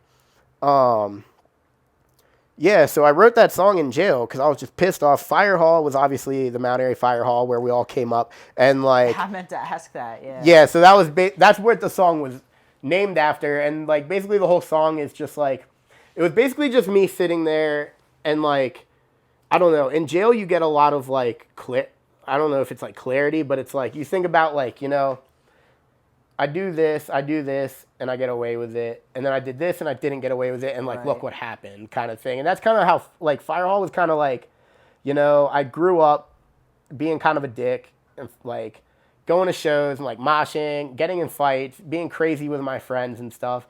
And I'm like, then I carry that mentality out onto the streets with me, and I go to fucking jail. And, like, that's pretty much what that song was about is, like, the fucking stark difference in, like, being a kid at a show and being like just a fucking outcast in life and being like, you know, I can't just do the things here that I do in my false reality of life that is a show, you know. Yeah. And then locked up on harmless crime, creating harder times, facing your own crimes. You're just a bitch with a badge, enslaved in the system, drowning in the meds. The power trip you're on will never fill the void. There is no choice. Now you must be destroyed. I picked that out because, you know, to me, it was like an earlier version of what Bad Blood was, which was just like a whole song about like the systematic shit. Yeah, it is similar. So the last half of those lyrics were actually written by the guy that produced the song. He did guest vocals for that part. So those are his lyrics, which is like, yeah, because again, we were like just talking about the system and like basically like how is my life going to get better if I'm already like homeless and you want to impound my car, charge me $500 for it, put me in jail. I got to pay for that. Jail's not fucking free. No. And like, you know, and then there's the court dates, the taking off work, all that shit, putting that shit on my permanent record again. Like, you know, like I had gone straight for so many years and then my life just plummeted and at the beginning of B12, not because of B12, but because of everything. And like, I just was fucking up all the time. And like that song was really, it's almost like a note. It's like a note to people that like you're just making shit harder, but it's also a note to myself that like, dude, this shit's not going to get any fucking better. Right. All right. Now Reckoning, lost another friend. He's dead when it should be me. I was wondering if you were comfortable like talking about whose passing that was written about. Several. Like I have my friend Josh that he was my best friend my whole life and my next door neighbor, and he died of an overdose right before B12. My other friend Andrew lived with me for several years, and then like there was like this weird situation where like we were trying to help him get back on his feet, and like he went to his house and like died from like heroin again. Most of this is all heroin, and then like that also led to another thing, which led to more trouble in my life because like I ended up at that house one night and with a friend and like um, did a lot of damage. It was really bad, and like I somehow didn't get killed that night, and like had like people come out with guns and shit. I fucked up all their cars and shit. A bunch of heroin dealers, and my cousin. This is all within like 3 months. Like all these people died within like Damn. 3 months. My fucking cousin, he was my youngest cousin. Now I'm the youngest in my family. When it was him, because now the youngest kid died of heroin, and then my best friend in high school, Alex, also died of heroin. But that was more of like murder. Like someone just like shot him up when he was like way too drunk to do anything, and they left him there at like a party full of like 30 people where he could have been easily saved. Like, I mean, like not like easily saved, but like a lot of people could have done something to Right. call someone, whatever. But like this dude just like left him and nobody found him till like the party started to go upstairs or whatever. And so a lot of that, like I lost a lot of fucking friends, and like another one, like it might sound silly, but like I lost my dog at that time, and I had this black lab for like 14 years, who's like my best friend, and he was like part of our friend group. He like went everywhere with us. Like I wasn't like an Right. annoying dog guy that took my dog everywhere, but like all my friends loved him, so I'd always like bring him to his house, their Oh, houses yeah. and stuff. Like so it like really hurt my friend group really bad. Like everyone loved my dog so much. He was like a friend to us, like in our friend group almost, and like all that death just really like fucked me up, and like it just got to the point where I'm like, man, I spent all these days being so suicidal, and like my friends are dropping like flies, and I'm like, what am I doing wrong? Right. And yeah, that album really did have a lot to do with like death and like you know Yeah. And then this line was pretty powerful. Well, look at what I've done to myself. What do you think I'll do to you? yeah, that was also like just from being in like the worst part of my life. That was a lot more geared towards some family members I have, to be honest. Like I have some people in my family that like have some real shit with me, and like that was like towards like my sister's husband. Like I've been trying to fight this dude for so long. He's been avoiding me, and like he was half the reason I was homeless, cuz like he I was like in between houses. I needed a couple months till my new apartment was ready that I'd already paid for, and like I was gonna go stay at my old house that I grew up in, but my sister was there with her new husband, and they ended up like they were like, yeah, we just don't want you here. Basically, like that was pretty much it. Like, cause me and my sister we don't even really know each other that much. We have different dads. We don't talk much. We don't really know each other that much.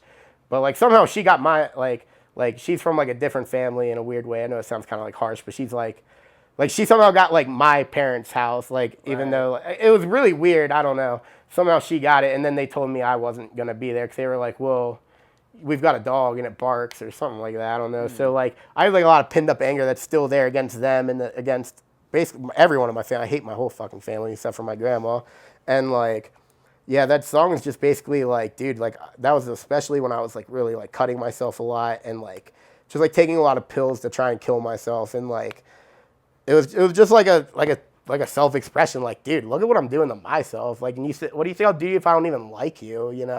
Like so that's pretty much.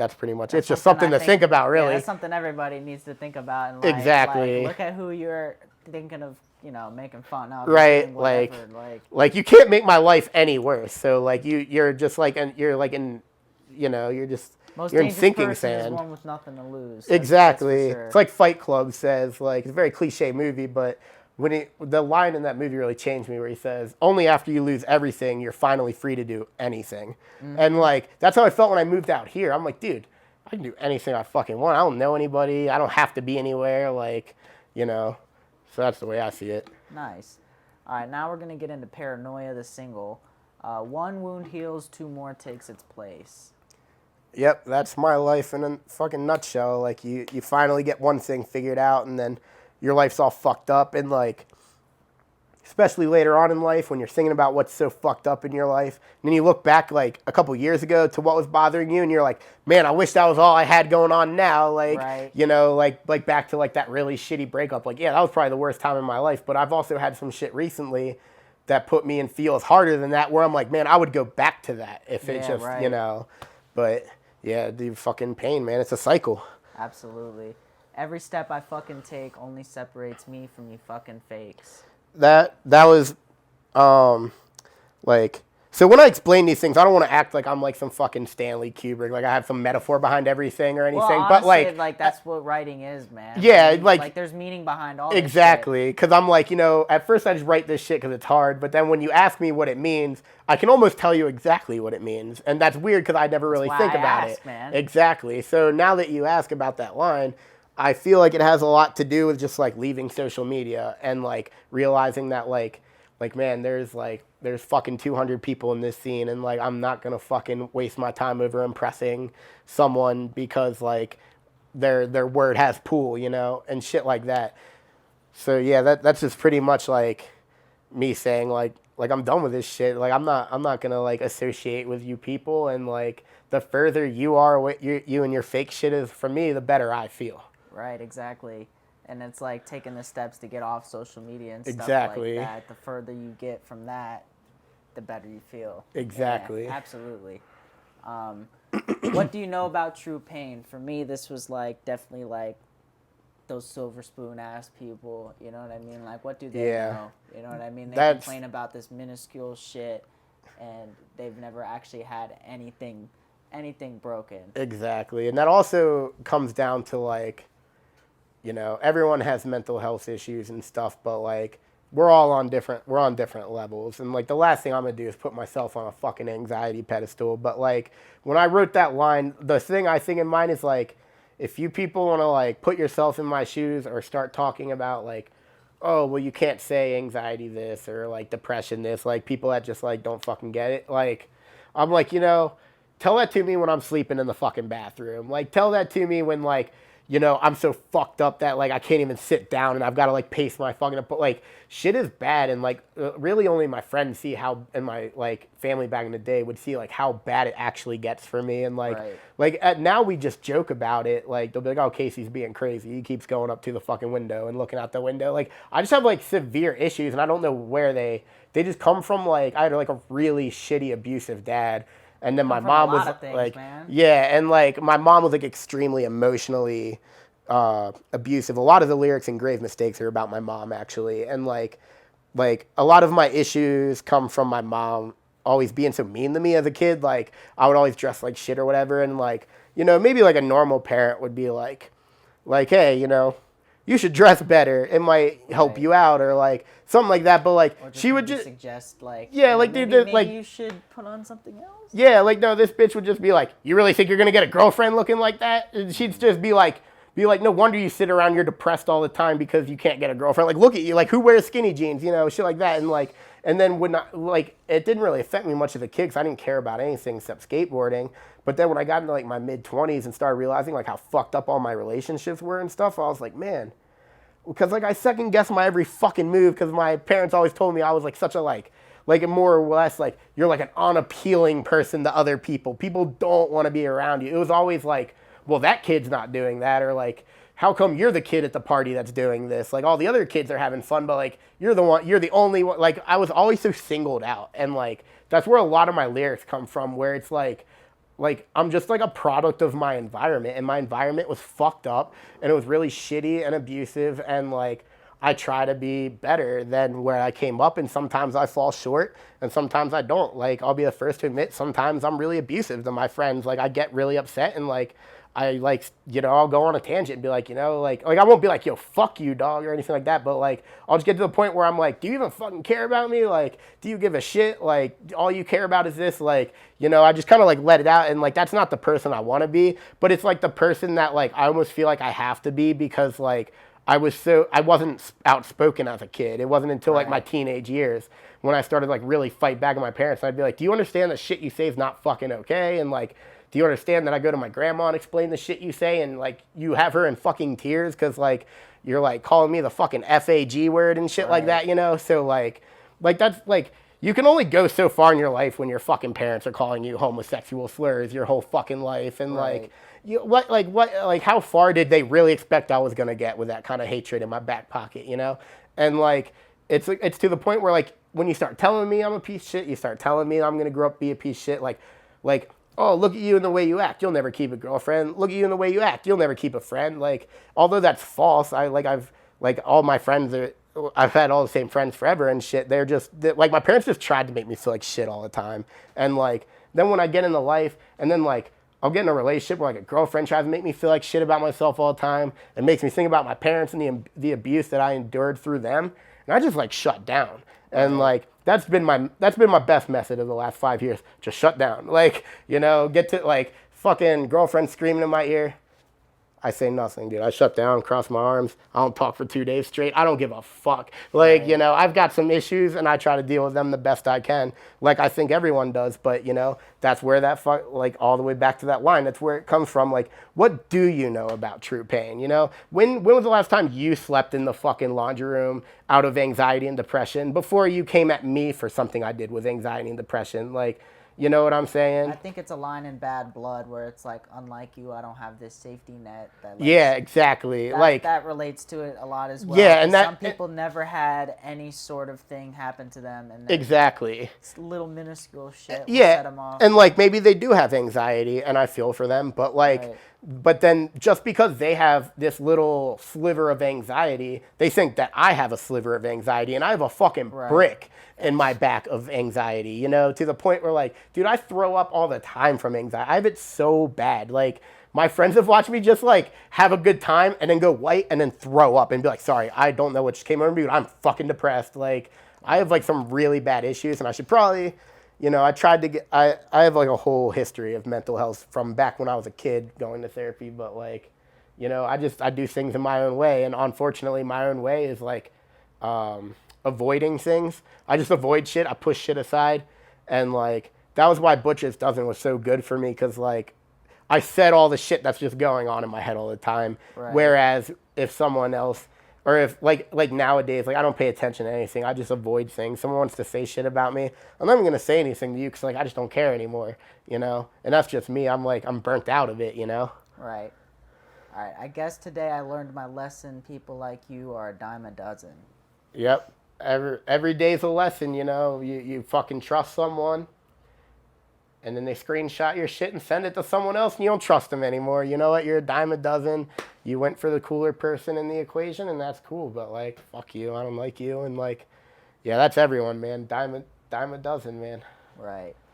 All right. Now, Bad Blood, which was on Grave Mistakes, but it came out as a single beforehand, which is why we're going to talk about it first. It's in one ear and right out the other. Bad blood with any racist motherfucker. Even if it's 5v me, that's just the way it has to be. Now, first off, was that based on a personal experience on throwing down with a racist, or is this just like a love song to fucking up a racist? Both. So that line is probably my favorite line of all anything I've ever wrote, because it really just speaks true. I feel like a lot of people say shit they don't mean. They want to sound cool, and they're like, "Oh, I'll do this and I'll do this," and like, but these people were never around when it was time to protect the scene, and Right. they've never put their life on the line for people in the scene like me and my friends have, and like a lot of people that are older than me in the scene that have done 100 times more than I ever have, and like, basically what that comes down to is like, I'm not afraid of anyone. I'm not afraid of what's going to happen to me. I'm already suicidal. Like, if it's 5 people versus me, it's just the way it has to be. And I repeat that in my head all the time. And that's just basically like that's me saying that like I'm down as fuck no matter what. If I'm at a bar by myself and some dude's throwing up the fucking Nazi salute and him and his friends are joking and they're all throwing it up, I'm going to be the one to do something because Right. I don't care. And like, if it's 5 of you and it's just me, I'm still going to do what's right at the end of the day, because like, I just don't tolerate that shit. And it fucks with me on a personal level, Right. coming from like such a shitty, like Southern racist family. And like, I'm so glad to be away from that. And like, it just like really gets to me on like another level. And like there were times where like when I would do like part-time construction and stuff, and like I would get to the point where I'm like, man, there's 5 dudes sitting here saying some racist bullshit, and I'm going back and forth, and I'm like, and I'm at one point I'm like, why am I even going back and forth? I could just be like, yeah, and just like, you know, keep going Right. about my day and just be like, yeah, fuck this racist asshole, like a lot of people probably do. But I'm like, but that's not me, and I always show out for what I've got going on, and like I'm just like, that's just pretty much it, dude. Like I just don't hesitate when it comes to that shit, and you can say what you want, but it's in one ear and out the other. I'm not gonna listen. I'm just gonna go after you. Right. I don't take it that serious, you know. Yeah. That's just the way it has to be underlined, because I've been in a situation where I was jumped, and it's like, in that situation, it's like you have 2 options, right? You can either run or you can fight, and when you choose to fight, that's kind of like the mentality. It's like, this is kind of how it has to be. 'Cause, Exactly. you don't want to be the person who runs. You know what I mean? And in some situations, that's the safe thing to do, but there's just certain situations where, like, it's not just, you know, your general safety. It's like your manhood, your fucking reputation's on the line. Exactly. So it's like you don't want to be the guy who fucking ran away when he was either defending his principles or just defending himself in general. Exactly. You know? So it's like, that's just the way it has to be. Yeah, and it really only comes down to like those principle things, like, you know, like I'm not stupid. Like if I'm at like here in Denver, if I'm at like an Avalanche game and I'm a Capitals fan, and like a group of guys like, oh fuck the Capitals, fuck you pussy, like Right. I'm not stupid. I'm not gonna fight those guys. There's 5 of them. I'm gonna walk away, or I'm gonna laugh and try and make cool the situation. I'm gonna leave. I'm not getting I catch them in the parking lot. Fuck y'all 1 versus 1 if I got one of them. But like Right. I'm not gonna get jumped by 5 dudes. But it's like when it comes to like my core fucking principles, like yeah, I will get jumped by 5 fucking dudes. I will fight and I won't run, because like it's the way it has to be, you know? Yeah. You gotta do it. All right, and then, so the lyrics that were on the final recording, B12 style's in me, I feel it growing, I feel it fighting to come out. And I was doing my research, and then on Facebook I saw B12 style's in me, I feel it growing, swelling and foaming at the mouth. So Yeah. I'm assuming those were like, that was an early rendition. So what led you to change up this specific lyric and kind of explain the difference, I guess, between the two, if there is one? I did, no, that was just confusion. Like I couldn't make that line right, because gotcha. I switch up like every time I sing that part live. I just say whatever part feels right for the time, I guess. I gotcha. Okay. So we're going to get into the rest of the Grave Mistakes Cool. album, starting with Grave Mistakes, the song. I improv that whole song. Yeah, that has no yes. meaning. I'll read the lyrics real quick for the people, though. Grave mistakes, I put myself where I need out. Open wounds bleed like a spout. Dig your fucking grave. Yeah, that was just straight up improv. Sharm came up with Grave Mistakes on the spot. So I was just like, we were like, yeah, we can name it Grave Mistakes. That sounds cool. And then I was like, well, I guess I got to say Grave Mistakes during the song. And like, once? yeah. And then I was like, I just want to say B12, and that's it. I So gotcha. like, yeah. All right, so Murderland. The title, now, for people who don't know, right, Baltimore and Maryland has this, like, kind of nickname, Bodymore Murderland. Is that where it Yeah, came from? that's where it came from. Gotcha. And the lyrics I chose, I was a pup bred to fight. Times are hard, money's tight. Can't be thinking of what's right. Back when the whole crew was alive, but now there's 2, used to be 5, spending every day outside. Yeah, that song's just about growing up in Maryland, existential crisis, wanting to get out, my friends dying. A lot of the songs about not snitching for whatever reason. I don't know. I lose where I'm going with things, you know. Well, that's a But, principle like, on its own. yeah. I mean, it can, people kind of think of it in a lot of like really small senses, but it's like there's a lot of morals when it comes to snitching. For sure. Yeah, that song is pretty emo. Like you could almost say we're like a fucking hard emo band when you read our lyrics. Like the funniest thing, like when Jake was like, dude, like you write really good lyrics, but like we need more Enemy Mine and less Corey Taylor. He's like, you're getting a little deep, and I'm like, but yeah, no, I get like my lyrics really do like split a fine line of like just like beat down like dumb shit, and then just like the real raw shit going on in my life. And yeah, this line was a lot more raw, a lot more like it's really just me and my friend Steven. You know, we used to have a big group of friends. They're all fucking dead. Like, you know, it's just us 2 now. And that's really what that song is about, like how fucked up Maryland is, how it just consumes your soul. And like, you Yeah, know, it can for sure. yeah, I mean, definitely. So that's pretty much all that song's for people about. who don't know, it's like there's not much to do, especially in rural Maryland. Like Yeah. the malls suck. You know what I mean? You have to drive like an hour to go do anything. So really, all there is to do is like get fucked up, or Exactly. go outside and just walk around the town. So it's like that's why Yeah. so many people fall to this shit. Yeah, like peer pressure is really big there. Like me and my friends were all like, other than the ones that died, like me and my friends don't pressure each other. We don't fall into pressure really. Like I didn't really smoke weed for quite a while, and like in the high school days when my friends did, and like they didn't care that I didn't smoke. You know, they didn't make fun of me. Just call me straight edge kid, and Right. like, but shit, where was I going with that? Oh yeah, so like peer pressure, when you think of peer pressure, like they always told you in school, like, oh, you'll be at a party and they'll pull out a beer bong and everyone will be like, Casey, Casey. And like, that's not peer pressure. No. Peer pressure is like, and I'm not saying this happened to me, like it kind of did, but like, imagine, like, I'll put myself in my friend's shoes who passed away. Like, he wasn't like he was one of our best friends, but he wasn't like a very outgoing guy. He didn't make friends easily. Right.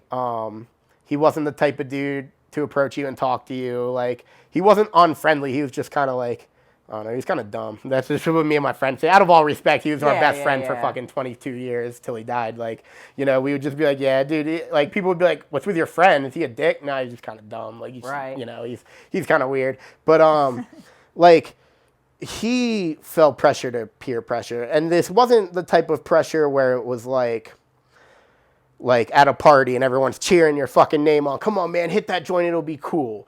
Because that's not like yeah, it happens, but that's not the reality of peer pressure. That's not the pressure that breaks your life. The pressure that breaks your life is this kid. Like, yeah, he had us in the neighborhood, but like he had like his other friends from school, which is just like some rednecks, and then they all started getting into heroin, and like, you know, this guy, like, he's not like I said, he's not gonna be able to go out and just make friends the way that you or I could just go to like a show and say hi to people. He's not the kind of person to do that. And like his friends all started using heroin, and like I don't think he had the peer pressure of them like, come on, bro, just do it. It'll feel good. I don't think he had that peer pressure, but he had like, these are my only friends. They're all doing it. My only choice is either do it with them or leave them behind, and I have no friends. Right. And that's the kind of peer pressure that exists in Maryland, is watching your whole friend group take something else on. And you're like, so am I going to be the one to start doing this? It's hard when you grow up with them, too. Exactly. And like, so you have to like really make that decision of like,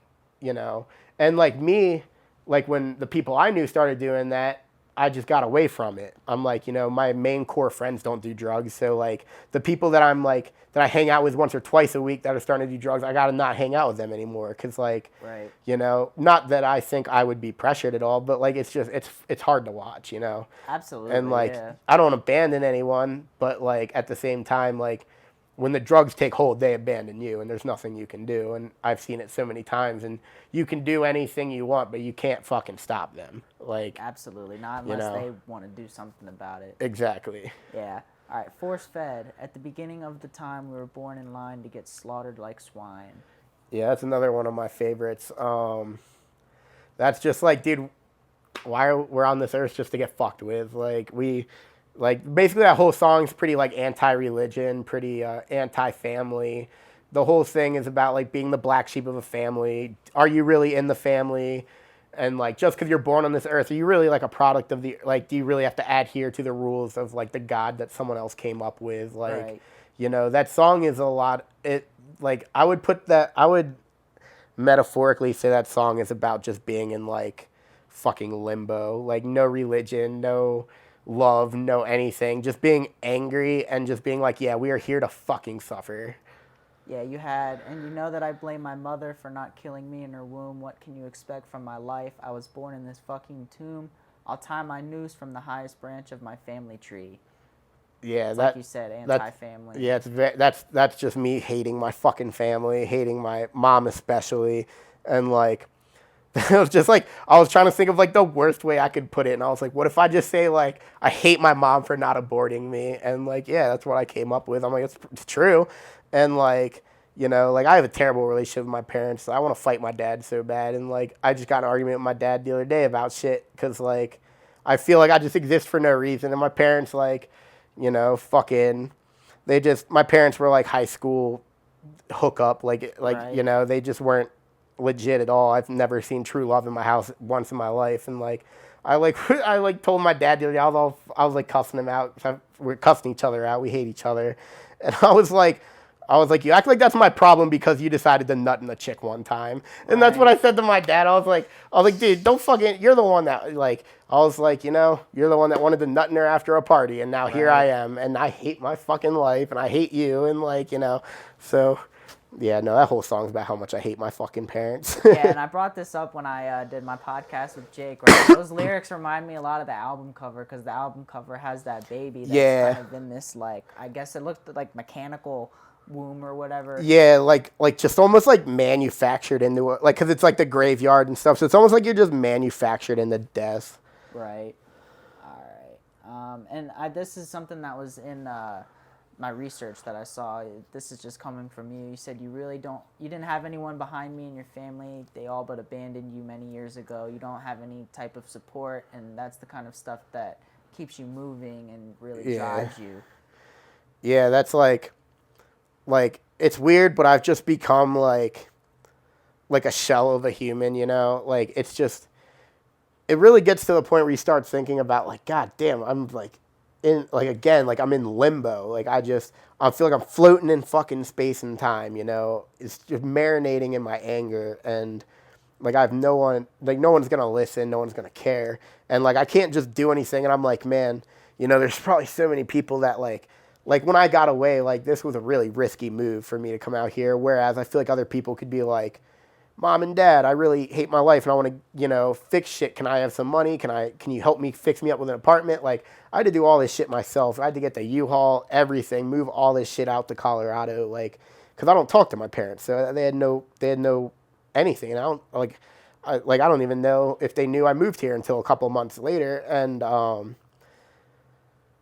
yeah, like it really feels weird sometimes to be like, you know, like if I run out of gas on the side of the road, my dad's not sending me $20. He's gonna tell Right. me to go fuck myself, and that's not me trying to be fucking, you know, trying to be like edgy. Like that's the reality of it. I've really fucked up parents, and like, you know, and it's hard to get away from that shit, honestly, and like when I say those kind of things, and I shouldn't because I feel like I take these like positive things and then I just like talk about like, oh yeah, but my family fucked me and everybody fucked me.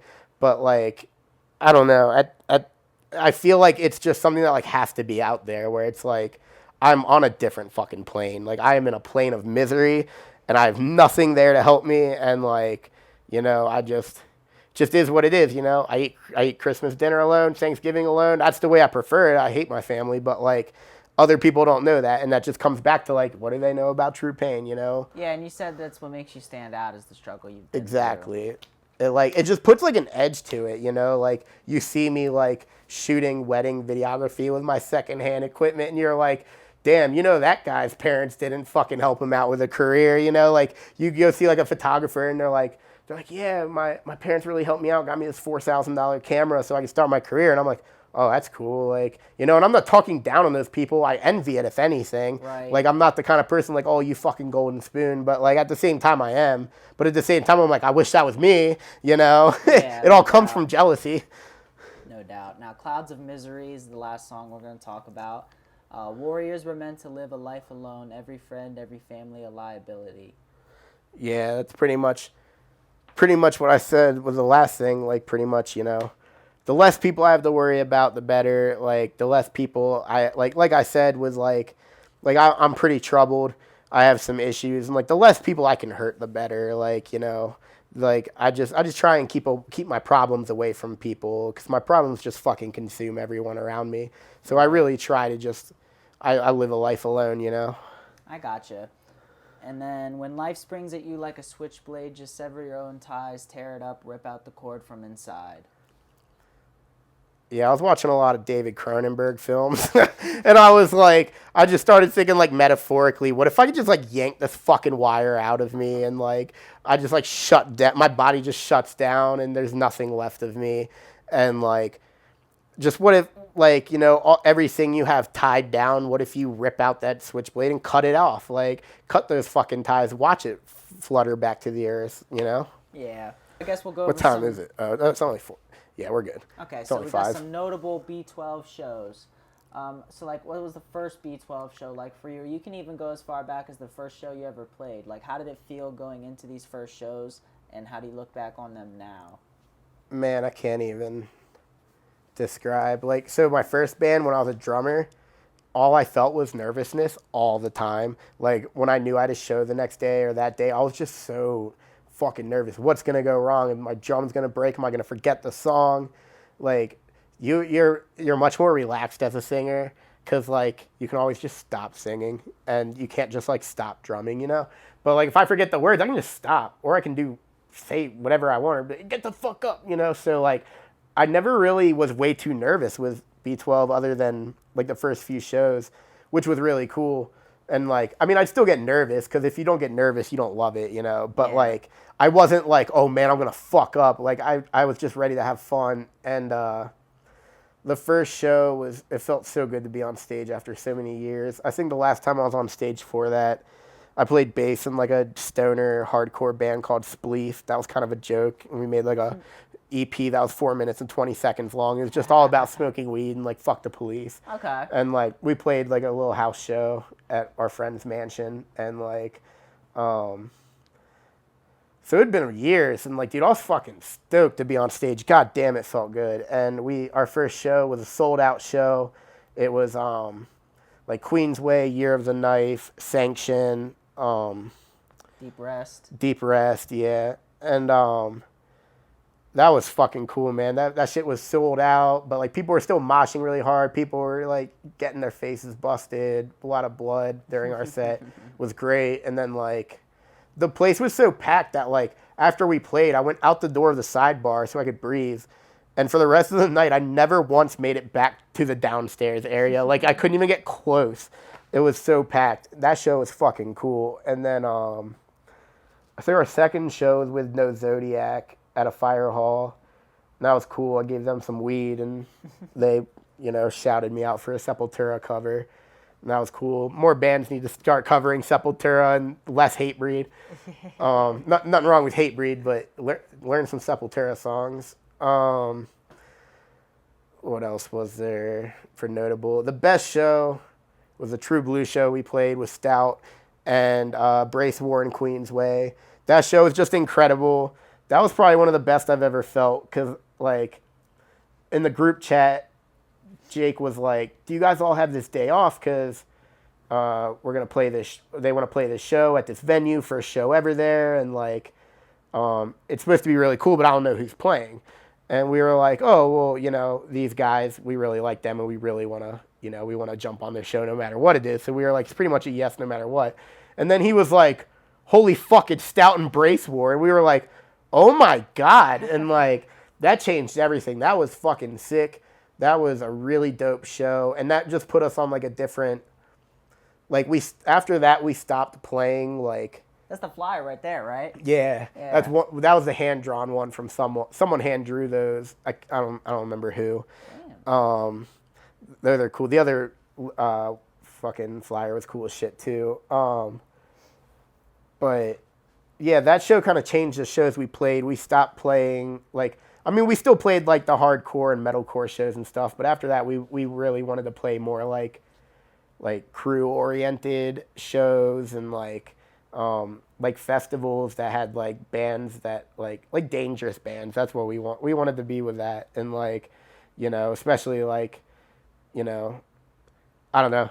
This is a weird one because I can't say like any names, any fucking phrases, anything that gives anything away. So like, basically we were really trying to like, just like be on the crew side of things and that side of hardcore, the old head side. We were trying to like branch away from this like young two-steppy, like, we were just trying to get away from like the party side of hardcore and get into like the prison side and like, Yeah, where it so came from and shit. yeah, we were trying to just go. We were really just trying to go back to our roots. Like our roots were metal. Our roots were back when hardcore metal and beatdown just intersected in the middle, and all those bands just had a similar sound of all three, and they could do whatever they wanted. And that's exactly where we wanted to be. Like we didn't want to fully be death metal. We didn't want to. We didn't want to be like a dumbass like beatdown band for like a low IQ music. We didn't want to be a fucking like a progressive band, like we're not like fucking Periphery, but we were like we just want to do like whatever we want, like who gives a shit, that was like a big part of our band. We just didn't give a fuck. We were like, dude, if that sounds cool, it sounds cool. Like in the beginning of the Grave Mistakes, like if you listen carefully, there's the sound of a keg being hit because we were eventually gonna do a keg and a bat at every show. Okay. But we I don't know, it sounded fun at the time, but then when like the time came, we were like, I don't know, let's just party, like, you know. I saw a lineup with End It, Deep Rest, Cruel Hand, and Ramallah. Yeah, that was fun. That was a fun one. The Ramallah tour ended after that show on some unfortunate things that like I don't really know much. So I don't want to like get in anyone's personal business. Yeah, no, but all like good. all I know is that like if you're like trying to like stay clean and sober fully, like Baltimore's just not the place to be. And if your band goes there, like bad things can happen. And like Yeah. I think that's kind of what I think a couple people might have like slipped up a little bit and like Gotcha. nothing like bad happened, but I think some people had to like get some help after getting helped, Yeah. And like there were some weird people there. This guy, the Joker, he was really fucking weird, man. He had like I don't remember his story. I just remember he called himself the Joker, and he was really strange, man. That was a weird guy. Yeah. Playing in Chicago with Penitentiary, Bovice, and Hurt Piece. Yeah, that was sick, man. That was a great week. I love all those bands so much. That was I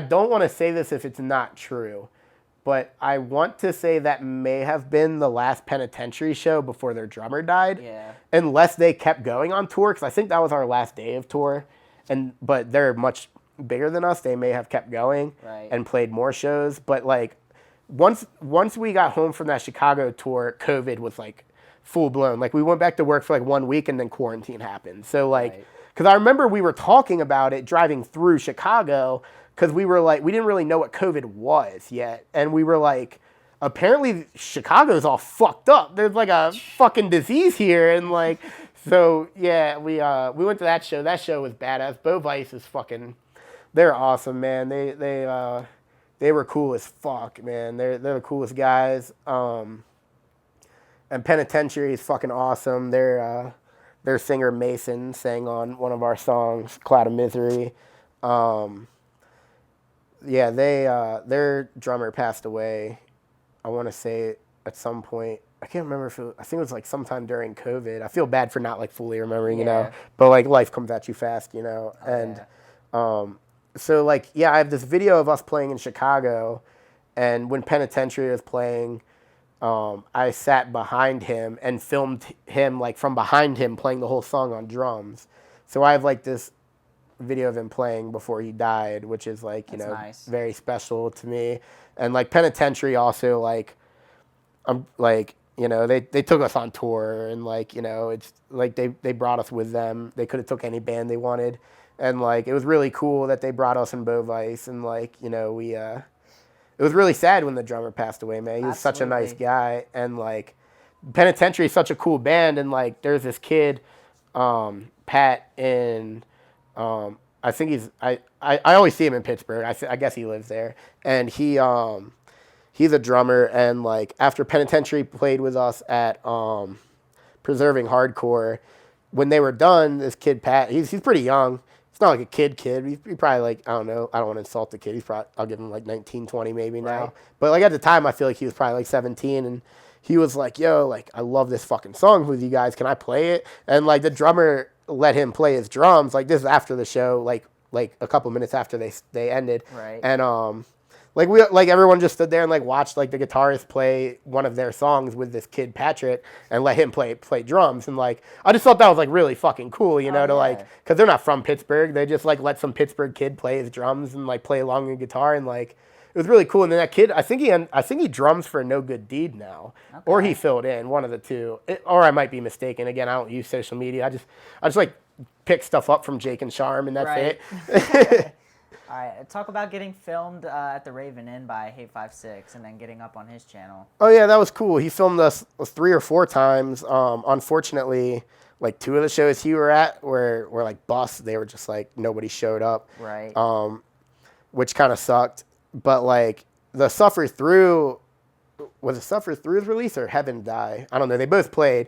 One of them had an EP release. I think it was Suffer Through's record release, and then I think Heaven's Die, maybe they headline, I don't know, but we played that, and then we played another show the next day, which kind of like we got memed out from it because originally the Suffer Through show was going to be at the Sidebar, and a couple weeks later, but like things got moved around, and then we agreed to play with some bands from Florida at the Raven Inn. And then the Suffer Through show got moved to the Raven Inn the next day. So we played the Raven Inn twice in 2 days. And like, so people were like joking and making like meme tour flyers for us because we played the same fucking place twice in a row. Right. But like, hey man, when fucking Coheed and Cambria plays 2 nights in a row in a city, man, that's cool shit. But like when we do it, you know, but yeah, no, we ended up playing the same place twice in 2 days. And that was silly. But like Hate56 filmed both of those shows. So like one show is like fucking wild. And then the other video is just like nobody's there at all. And like, so that was kind of weird, but like, yeah, being on the Hate56 watch list makes you pretty anxious because you see people like voting for you and shit, and like you gotta wait, and you're like, man, I wonder if my video is ever gonna come. Right. All right. I wanted to talk about like some of the Westminster shows, like the Headquarters, and then that Weekend at Birdie's show, the Birdie's Cafe show. Was that? That was the one right on Main Street in that like progressive cafe. Yeah. I was gonna. Can I say what that kid wrote on Facebook about that show? Yeah, we've already talked about that, yeah. Okay, cool, yeah, because we got blamed for it somehow. Because, because we were at this, like, cafe. It was a cool place. There was nothing wrong with it. We played, and it was cool. And then, like, some kid that we don't know, he doesn't even go to shows. He's, like, a Westminster kid. Goes to the skate park, I guess. And he was there with his friends just, like, watching metal, I guess. And he posted a picture of us playing. Because we were the headlining band, and he was like, this kid fucking makes a Facebook post, tags the cafe in it, tags the promoter, tags our band, and is like, Butcher's Dozen playing at the gayest cafe I've ever been at in my life. Oh, man. And like, I don't know what he meant by that, because like, I don't know. Like, why was it gay? From what I understand, it's just kind of like one of those progressive. It was just like a hipster place. I don't think there was even like a pride flag. It wasn't like it wasn't like a fucking gay bar. It was it was just an all inclusive cafe, like most places. It was a reach for sure. Yeah, but like it was just weird because that's not what anyone would ever think. And like I don't know if he was saying gay as in like trying to use it like, oh, that's gay, or if he was like, it's like a gay catering place. I think he was saying like, oh, that's gay, like a kid would say. But like, it was just weird that he said it and that he like tagged everyone. But like, I think like the cafe, tagging the cafe is crazy. Yeah, the cafe like reached out to the promoter and they were like, why Butchers doesn't call us gay? And he was like, that's some kid on Facebook. That kid's not in that band. Like, why? Like, we'd never say that. Like, first off, like, I've never insulted a single venue I've ever been into. I love playing anywhere, really. Like, it's hardcore. Like, I don't give a fuck. I don't care if I'm playing a GameStop. Like, not that that's happened, but like, I'll fucking play a show anywhere. I've played shows, people's basements, churches, fucking anywhere. Like, you know. So I was like, it was really like disheartening, especially because it was some idiot little kid. And, like, also it's Westminster, and people there are just weird anyway. And, like, the Sucka What, they're the one guy in their band, I can't remember what he does, because they trade members a lot for, like, the drummer and singer will change. Well, Jake's in that band now as a singer. But, like, before that, the singer and the drummer would, like, switch, kind of like me and Jake do, if you've ever seen us do that. Like, we would usually end our set on Fire Hall, and I'd play drums, and he'd sing. Okay. And, shit, where was I going with all that? Oh, someone stole the kid from Sucka What's like vape. Like, it was charging on a wall and they stole it. And then like they made like an announcement that they were like, we won't ask any questions if someone gives it back and just like leaves it on a table or something, which someone did, I'm pretty sure. Yeah. But like, it was just like some random kid off the street, which goes back to what we were saying earlier about like, fuck off, we're full. Because like, do you Yeah. really want kids from Main Street, Westminster coming in the shows? And like I always filmed shows growing up before like Hate 5-6 really, you know, took over. And like, I was always okay with like leaving my GoPro on top of the speaker between bands and then going and turning it on when the band started. Because like, although it's a hardcore show, no one's going to steal my GoPro, and everyone's subscribed to me on YouTube. No one's going to, they're looking forward to the video, if anything. And even like East Coast Tsunami in fucking Altoona or wherever, there was like 300 people there, and I still felt comfortable enough to keep a GoPro on both of the speakers all day, because like, real hardcore is not about that shit. But now you've got all these fucking, like, I'm not trying to sound jaded, but you have like all these fucking SoundCloud kids now, and like all these like I hate to say it. No, I'm not gonna say that one. I'm not gonna bring the band into it. But like bands that bring these kids into shows that like we're probably better off just seeing Tiger's Jaw. Like leave them out of this shit, you know, because that's when shit starts getting stolen. And like, oh man, I only recognize 30% of this room. I can't even leave my camera to charge because like I don't know any of these people anymore. And like, guaranteed. Yeah, and that's kind of what happened in Westminster. Like, just like a bunch of like normies came to the cafe, and then like shit started getting stolen, and then like I almost got in a fight with a fucking homeless guy because he came in and like he just it was winter, so like everyone had their coats just piled up on a chair because again like it's hardcore, everyone trusts each other. But then here like I turn around during the band, some fucking homeless guy smoking a cigarette inside, like going through everyone's jackets, and me and Dane go up to him and we started threatening him and like trying to push me out. Jake came out of the bathroom and just saw me like with my hands on this fucking homeless guy. Jake's like, yo, get the fuck out of the show. Like pushed him out and then was like, what just happened? Like, cause it just like happened out of nowhere. And like, there was a lot of like dangerous people at that show that had came out to see a couple of the crew bands. And like, I just remember like telling this homeless guy, I'm like, if those fucking people turn around and they see that I have my hands on you, you're gonna have a problem. Like, I was like, you better leave right now before I fuck you up because you're stealing shit. And like, you're like, it's cafe letting us play here. And like, I threatened that guy, kicked him out, and I was like, he got lucky that night. There was like some real people there. They would have took him out back for sure. No, and like, cause like, he wasn't robbing them, but like, dude, you're robbing a bunch of like 18-year-old kids that are at the show, and of course the old heads are gonna fuck you up, dude. You don't do that shit. And like, so Westminster is a fucking place, and like, but the headquarters is awesome. That was always a blast. We crashed our cars leaving one night because it like randomly just like poured snow on Halloween, so we all crashed our cars leaving. Cause we took a left when we should have took a right. We were stuck on a hill for like an hour, and then eventually Sharm's car just like gave up and took out Jake's car, and like we pushed him all the way down the hill, and then there's like this guy at the bottom of the hill with his fucking car, and we're going so slow down this hill. Like, it's not like at no point do we think we're gonna die, but we're like, yeah, we just crashed. But like, we're going down this hill, and there's like paramedics and firefighters at the bottom because there's crashed at the bottom. So we're like, no matter what happens, I mean, like, everybody's already here. This just sucks, if anything.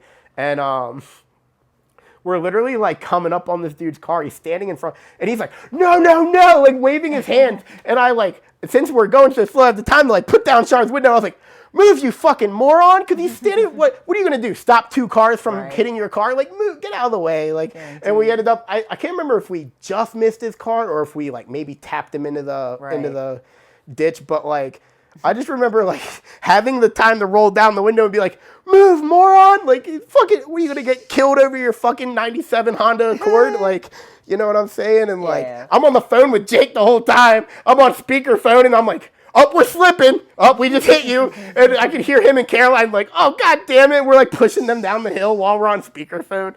Oh, that's man. Funny, what a night. All right, last show is just the last B12 show. That was at the Henny Max Inn. I just kind of wanted you to give your intake on that. I wasn't even there on that. Did Jake do vocals on that one? Yeah, Jake was there. Yeah, no, I was in Denver. What was your last B12 show then?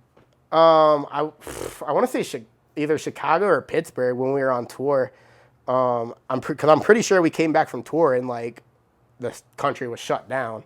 Right. Literally one of the days we got home, like I said, we only went back to work for a few days for a quarantine. So I want to say Chicago and Pittsburgh and maybe Long Island. We played a show in Long Island, and shout out to the promoter Devin, passed away not too long after that. So like, yeah, that really sucked because he was like the nicest dude ever, and like that show was pretty cool. That show got interesting for sure. I was up against a couple like real small town bar going folk, that Yeah. like this like I don't think there'd ever been a show there, and these guys I don't think they'd ever seen like 20-year-old hardcore girls. So there was like all these like weird bar dwellers like at the show, like getting all close to these fucking people and like or these girls, and I was there with my ex, and like this dude was like came up and like pressed himself upon her. It's the best way I can describe it.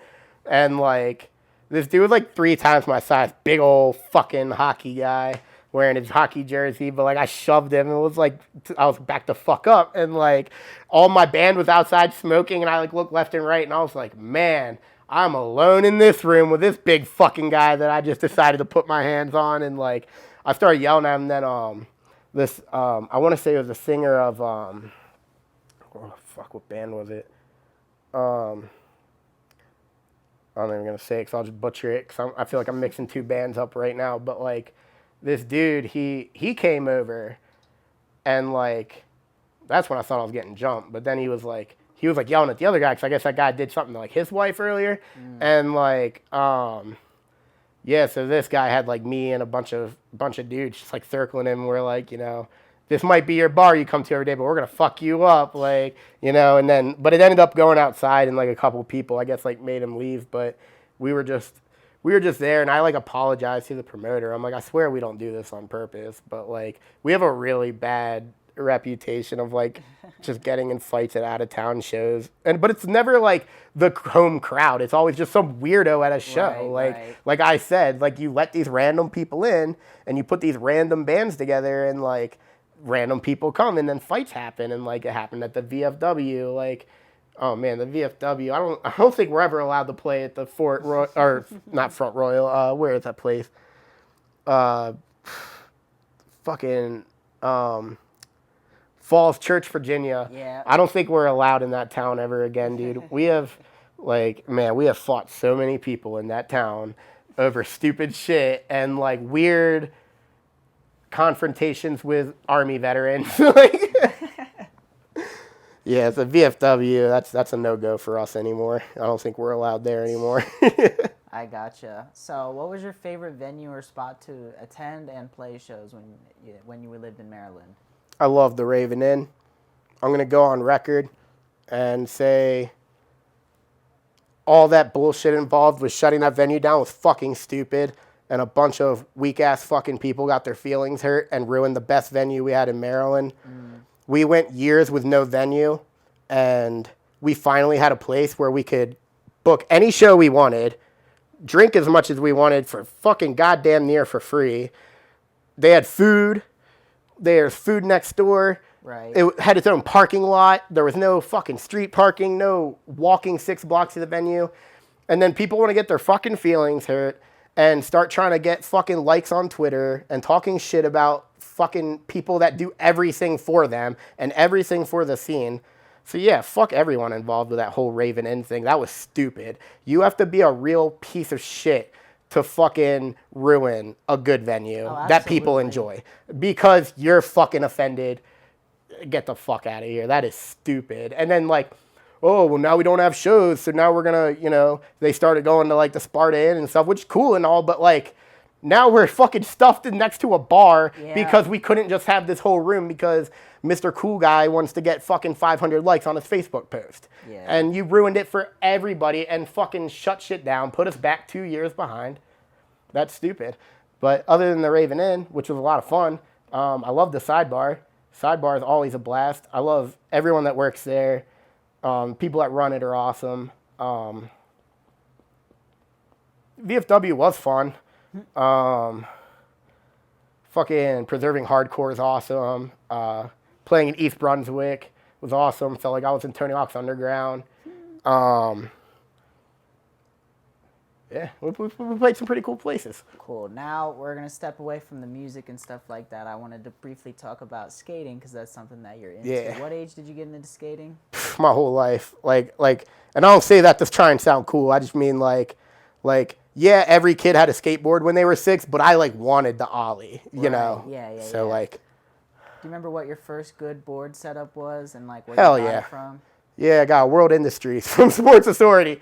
It was like it came in a box with like 2 decks and like 2 pairs of trucks, and you could set up like 2 boards. Okay. And it wasn't like a great board, but it was my first like real board, I guess. And then my first like real board was at there was this really shitty fucking skate shop in the mall called Shank and Tittle. I remember. You remember that shit? Yeah. And it wasn't even like a skate shop. It was like a sports store, but they had skate stuff. Yeah. And I built a complete there, so I got like everything customized. It was my birthday, and that was all I wanted was a new skateboard. And like, dude, it came out to like $200 because it's not the place you go buy skate stuff. No. You know, and now I know. I mean, I knew that shortly thereafter, but like.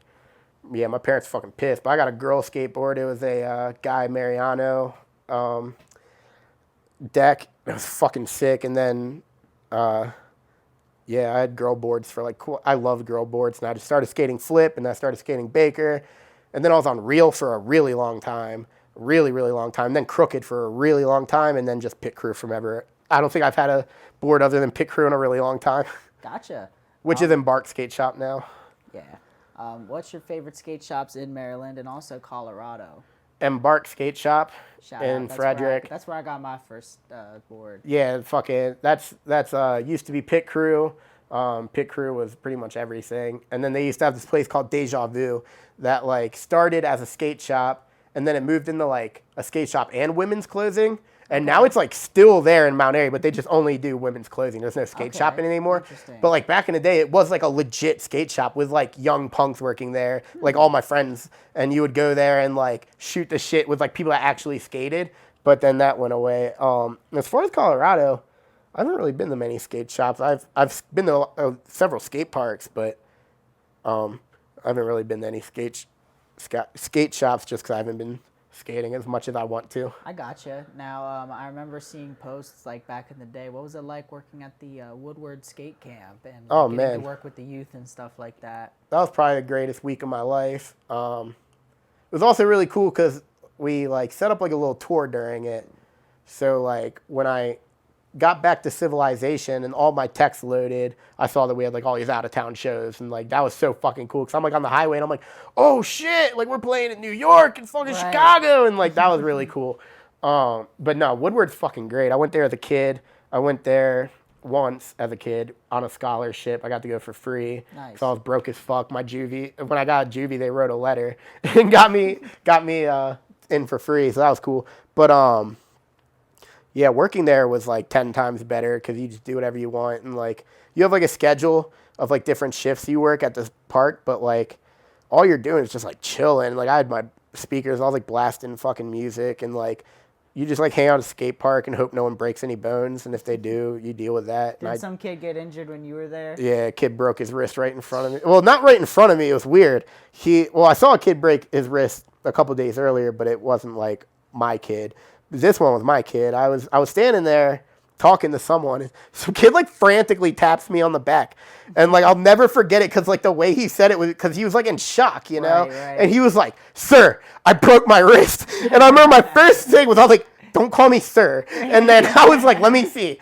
And like, dude, his wrist was a W. It was disgusting, and I was like, oh yeah, it's broken. And I was like, he was like, I'm going to be in so much trouble. And I was like, no, because like he's in shock. He's not thinking clearly. Right. And I was like, just sit down. And he was like, and I called and I was like, don't worry. They're bringing the golf carts up. And he's like, he wasn't like crying, but he was like, dude, I'm going to be in so much fucking trouble. Like they're never going to let me call. I was like, dude, it was an accident. I was like, chill out. Like, I was like, just sit down. And like, I had to keep like moving his hands. He kept like trying to touch it and stuff. He's totally in shock. And like, I had to keep his friends calling. His friends were freaking out because they're not in shock. So they were like, dude, his parents just wasted $1,000 on Woodward. And like, I like lied. Well, I didn't mean to lie to that. I thought I was telling the truth, but it turned out to be his break's a little worse than it was. But I told them he'd be back. Cause like, usually, because hands and wrists break all the time at Woodward, Yeah. and usually they'll go to the hospital and they'll come back, and we'll just be like, if you're gonna skate, like, see, I mean, you're in a hard cast on a wrist, you're not gonna fuck it up anymore than it already is. Yeah. Like, so we'll just be like, if you're not gonna go home, just like, don't do anything, like, just ride around and hang out with your friends. Right. Don't skate rails, don't fucking ollie, just ride around and like. So a lot of kids do get to come back, but this kid, he had to get surgery. Like, I felt really bad, but yeah, I like told his friends, I was like, dude, I guarantee he'll be back by the time you wake up tomorrow. They'll probably keep him overnight, but like, nah, they took him out. And then another kid broke his wrist, and this kid just won like the junior fucking something or other. He just won like a $30,000 competition. Damn. And it's really weird because I have a picture. I was sitting with him and his friend. He was waiting on his mom to come pick him up because he was like, it was too broken, he couldn't skate. So he was like talking with his kid, and I just thought it was like the nicest thing ever that his friend was like sitting there with like a skate video and was like holding his phone for him so he could watch it because the kid was crying, he's got a broken wrist. And I took a picture because I was like, like just homies last forever, Right, right. like his homie doesn't care that his homie's crying. He's just showing him a skate video, trying to get him to calm down and like, because they're probably like 12 years old. But like, yeah, that kid, I just saw him on ESPN the other day. Like a shit. bunch of those kids are getting huge. They're so good at skating and like. That's what's up. Yeah, I know like 3 kids that are already like straight going to the Olympics, already been in the X Games. One of the kids there has already won like 3 X Games. Damn. Like, yeah, dude, it was like crazy. It's weird when you feel weird because I think I was like 27, probably like 26. It was a couple years ago, and like, it was like really weird seeing these like 7-year-olds that are like so much better than you at skating, Yeah, yeah. and you almost like look up to them and how good they are at skating. And you're like, oh, he dropped in on that. I want to do that. And then I'm like, that kid probably can't even color inside the lines, like, Yeah, right, and I'm right. sitting here like, damn, he just kickflip that, like, and That's like, crazy. dude, it really is, man. What's your worst personal skate injury? First day of 10th grade, right after school, we asked every single one of our parents, take us to the skate park. Everyone was like, no, fucking walk. None of them would do it. So we were like, all right, we're walking to the skate park. It's not that bad, but like, it's like an hour walk. So we were skating down this huge hill in Mount Airy, and we're flying down this fucking hill. And there's like my friend, and then my other friend, and then me. And we're all equal lengths from each other.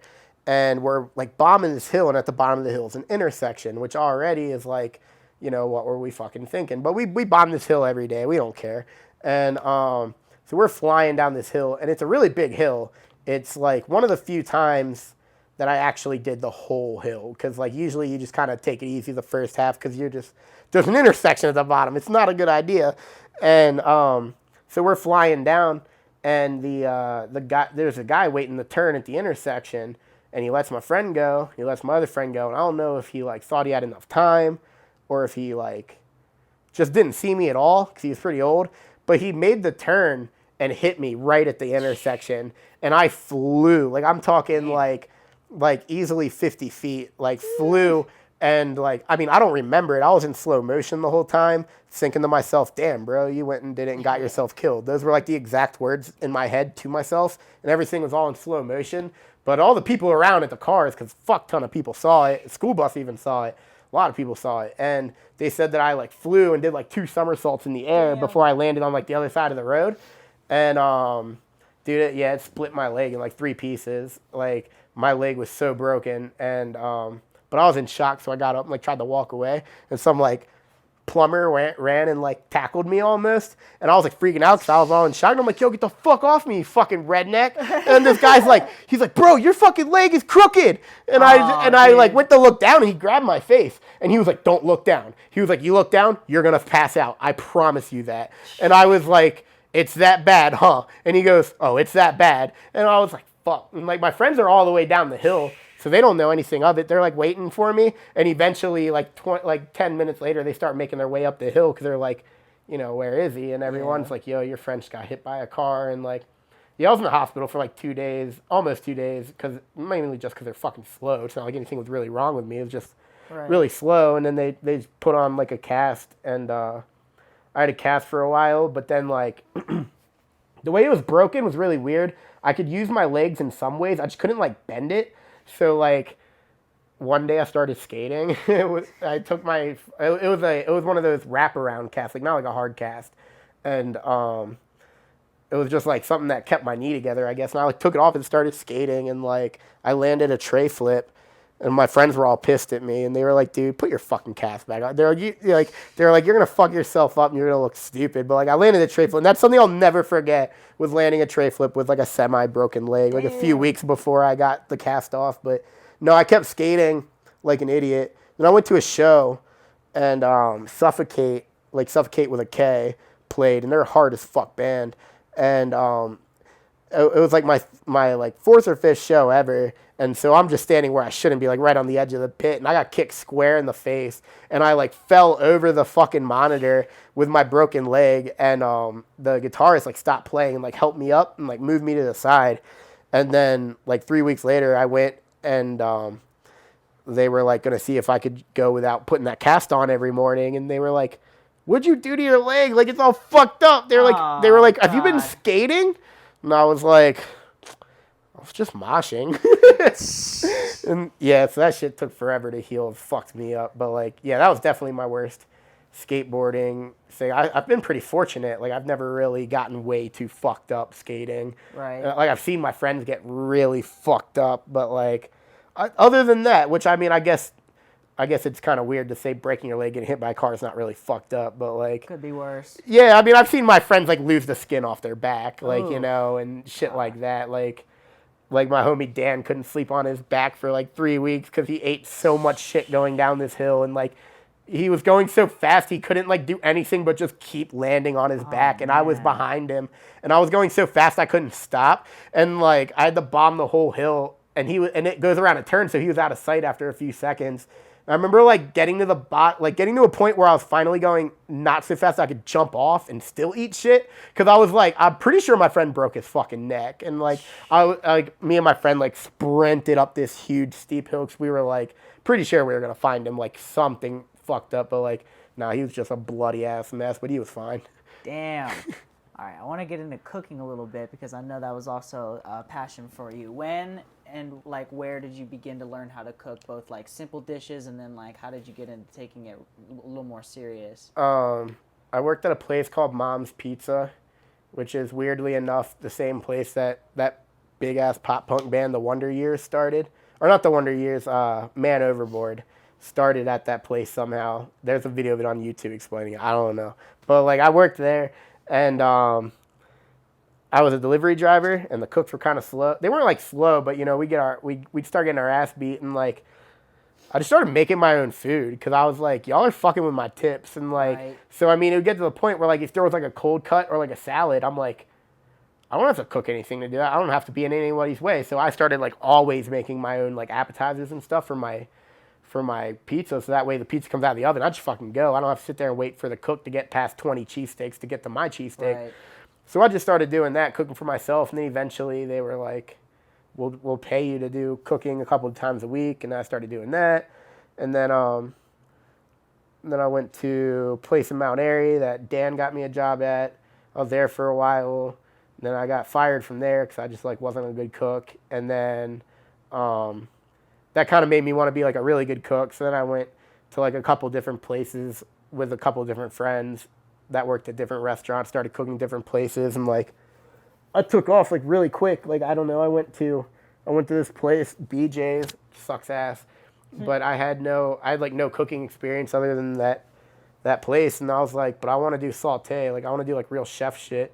And I did Pizza Station for like a week, and then they started letting me just like do stuff on that station, and then like 2 months later, I'd been there for like 2 months. I just like ran that place. Like everyone was asking me for stuff, and then like I started getting a little more serious, like getting YouTube education and shit, and like just like learning more about food. And then I started just moving up in restaurants, and like that's like really one of the only thing I'm good at is cooking. And like I'm one of those people where I can like work pretty much anywhere. Like I can walk into any restaurant and be like, can I have a job? And as long as they're hiring, they'll probably say yes, and then I'll probably do a really good job. Like I'm a really good cook. It's one of the only things I'm fucking good at. Nice. All right, moving to Colorado, you were telling me a little bit about your travel history before then. Just kind of tell the people, like in a nutshell, what ultimately led you to make the decision from East Coast to West Coast, and then like what your travel history was kind of like before here, whatever you can tell. I mean, I just always hated Maryland. I love traveling. I was always traveling with my friends, doing stuff, or like trying to find someone to tour with or something. And once me and my friends started going to Colorado a lot just to like hang out, I was like, man, this place is fucking cool. And I was like, I could see myself moving here. And then I was going to move here several years ago. If I didn't join B12, I was going to move here and like live in the mountains, like at the ski resorts. But so that was always in the back of my head. So when like quarantine happened and shit was getting shitty and I just didn't care about anything anymore and my life was just getting back into another huge rut, I was like, I'm just going to leave. Like I'm just going to straight up go. I don't care. I don't really worry that much about it. And I was like, I'm just gonna go to Denver because I don't know anyone there, but I know stores there, and I know how to drive around there. I know how to get to the ski resorts. So I was like, fuck it, I'm just gonna go there. It's like a home away from home, Right. even though I've only been there a couple times. You know, like you've been here. It's not a huge like. It's a Right. huge place, but it's like everything's together. It's not Yeah, that yeah, much to yeah. figure out. Whereas Maryland, you can be lost forever trying to figure out between DC and fucking Frederick Oh, and yeah, Baltimore yeah. and where's where, and so yeah, it was really easy, honestly, to get out here. I hit up this place. I know Denver's expensive as fuck, so I live in the projects. If you didn't notice when we drove in here, all the broken down cars and shit. It's pretty cheap here. Like, I mean, I'm paying almost the same to live here by myself as I was to pay for a row home in Frederick by myself. Right. So like, I was like, dude, if I'm gonna, it's only like $1,300 and it's only like $1,350 to live in Denver. I was like, fuck it, I'm just gonna leave. And Right. like there's a lot of money here. All the jobs pay extremely well here, and like I know that if like I were to run out of money, I could go a couple doors down the fucking Target and they hire $18 an hour. Oh, And yeah, like yeah, yeah. in Maryland, dude, you're not gonna make that shit. Like, it's hard to make any money. Like even as like I was a really well established, I wasn't like a chef. Like it's not like I had my own restaurant, but like I had so much experience that I was getting hired pretty much anywhere. You can't get paid more than like $17 an hour cooking. Like, Right. you would think like, oh, you're so good at it, you'd get paid more, but it's just not that way with restaurants. You want to make money in a restaurant, go work at fucking Applebee's. They Yeah. will pay you $18 an hour to cook there because they're a chain restaurant. They make that kind of money. You want to go someplace like fine dining, French, European kind of place. They don't, they only get like 10 people a day. They don't have that kind of Right, money. They're right. not going to pay you. They're going to pay you like $14 an hour because you're probably going to end up in a magazine. Yeah. So, yeah, moving out here, it's really easy. Like the money wasn't that hard. I just, I saved up a little bit. I only moved out here with like $2,000. I really didn't save up much. I had enough that I paid my first rent like 2 months before I moved here, and then I paid for the U-Haul, and then I saved up, and then I just came here with like $2,000, and then I ran out in like a week because I was like, going around doing stupid shit and going to clubs and like Right. smoking like top-notch weed for like a week straight. I spent way too much money doing cool shit. Yeah. What is better about this side of the country, and then like what are some of the things you miss about the East Coast, if there's anything at all? The only thing to miss from the East Coast is hip hop, chicken, and fish. I miss that place so much. Other than that, like I mean, like obviously I miss like hanging out with my friends. Like it's Yeah, yeah. like especially like with B12, like we were always hanging out in my kitchen. Like we were always cooking. That was the biggest thing we did. Like every time we were together, we made dinners. Like we never just had practice. It was like practice and like whatever dinner. Like everyone would make some. Usually like tacos and shit like that. We'd make like crazy amounts of food, and I miss that and like having my friends come and like stop by and shit. Like it's kind of weird, like thinking like I haven't seen some of my friends in like almost 3 years, but like it is what it is. I'm happier here. Shit's cooler here. Like you look at the TV and like they got like fucking commercials for Colorado. Like she's like walking up the mountain. Like everything's so different here. Everything's so adventurous and like fucking Tinder is weird because like you'll be like going through Tinder and like every chick is a picture of her. Like the first picture is her climbing up a really steep rock that I would never climb, and then the second Right. picture is her like in Paris, and then like everyone here is so like rich and like Right. there's so many opportunities to do crazy things here that like you just get like roped along. Like this is the kind of place where like you go get a sub at midnight and talk to someone at the bar while you're eating, and then like next thing you know you're waking up at 5 a.m. to like meet that person and go to the mountains and like Right. do crazy shit. Like The best was when I went to go climb my first class 3 14er, which is a very dangerous route called Kelso's Ridge.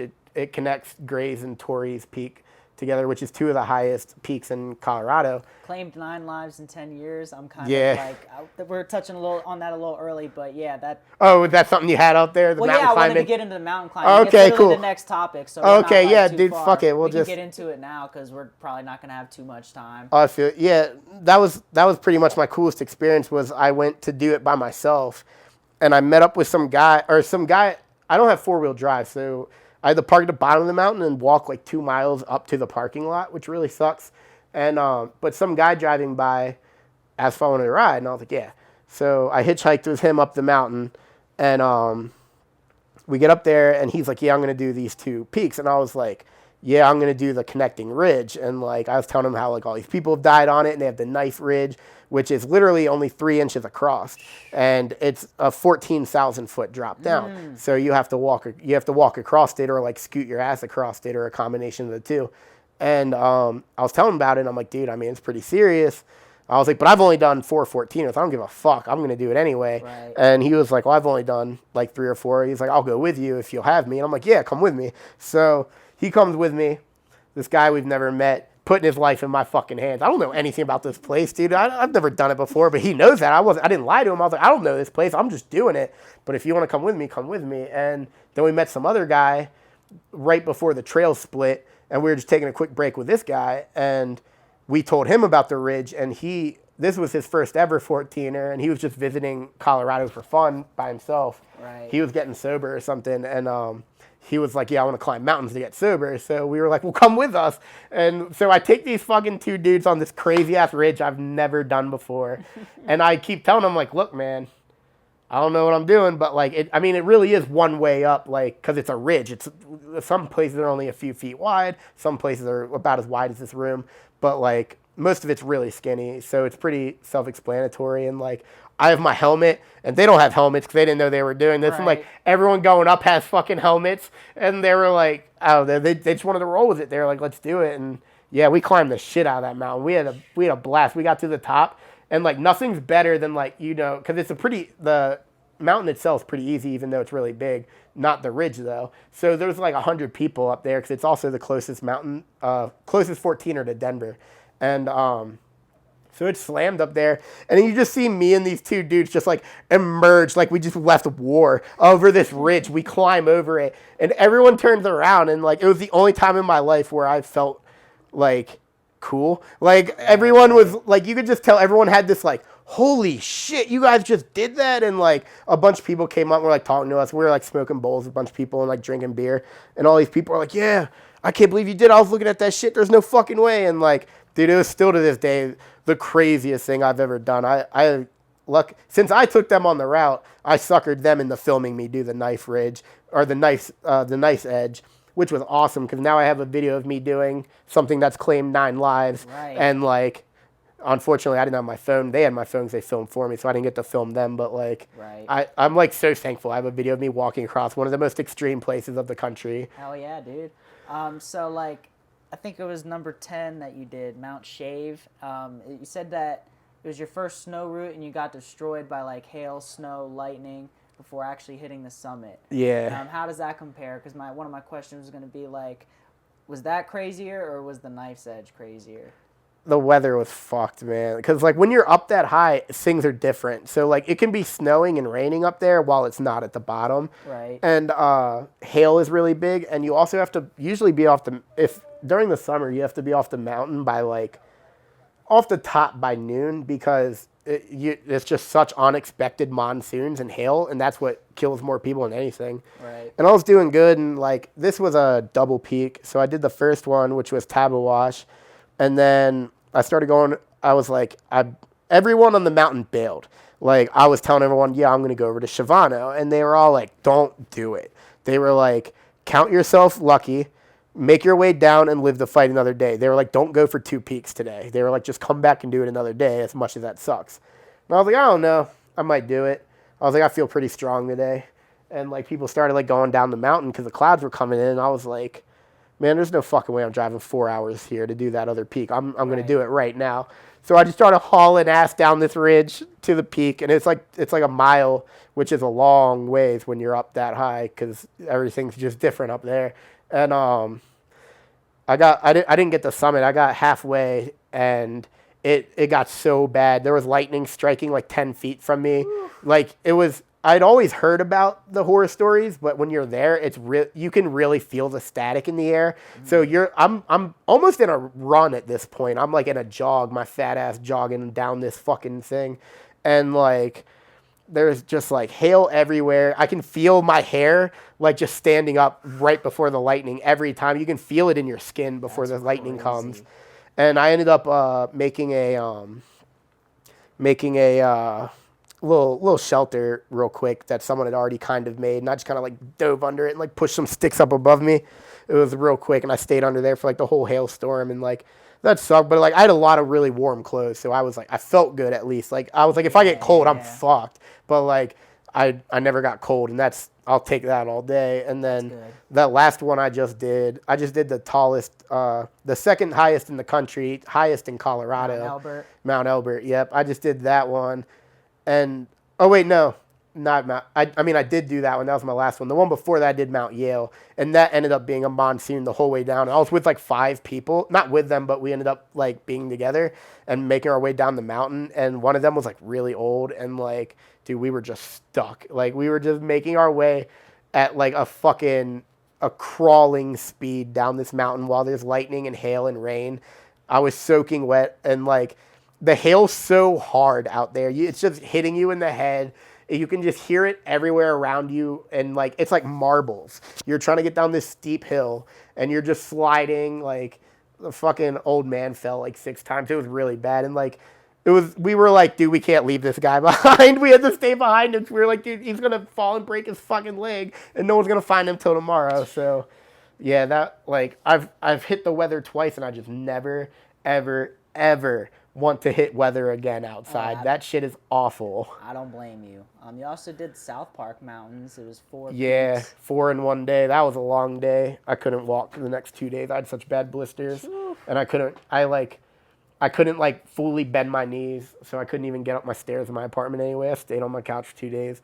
That was cool though. That was the South Park Mountains. South Park's pretty cool. When you go there, you definitely see where the show came from. It's a very Right. small, very redneck fucking place. And yeah, I did those mountains. That was 4 in one day. That was a long day, but that was not terrible. I might have broke the law once or twice because Mount Bros is illegal. It's now privately owned, Huh. so you have to like get special permission to go up there. But I was like, Interesting. it's like a half mile from one of the other peaks, so I just like I saw someone else kind of like looking left and right on their way up, and I was like, fuck, if that guy's doing it, I'm doing it too.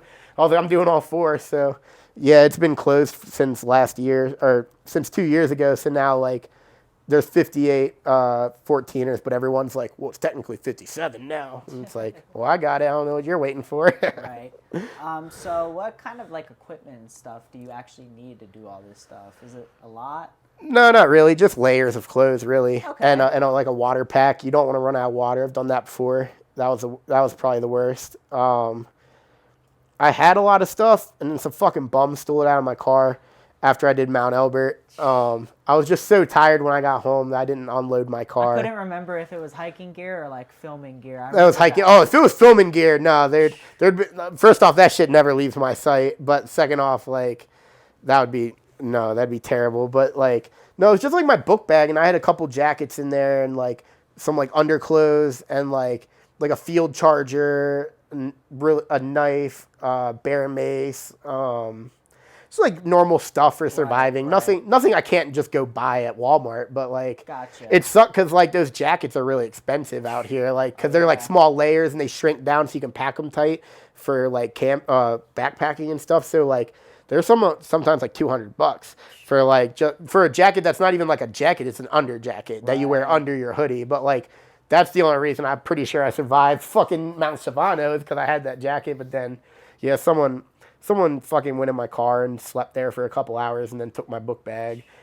only had hiking gear in it and nothing else, nothing of value, not a Right. single thing he could pawn unless he like takes his jackets to Plato's closet. Like, Right. what are you gonna fucking do? Now, for your first climb, Kanji Peak, were you as prepared as you should have been, both like mentally and Fuck physically? no, nah, dude. Like, the best thing you could ever read when you read stuff on like Reddit on like the 14ers page is like 14ers kill so many people that are like unprepared because like you think it's a normal hike and then you read like, oh, it's gonna take like 7 hours. Like I can do that, but like in Maryland, like you hike like Sugarloaf or something, that's like an hour and a half. Like you're just like not prepared and like it's like my first hike, I did it just fine with no problems. I think it was just from like adrenaline and everything and like just being stoked to do my first 14er and it's the easiest one.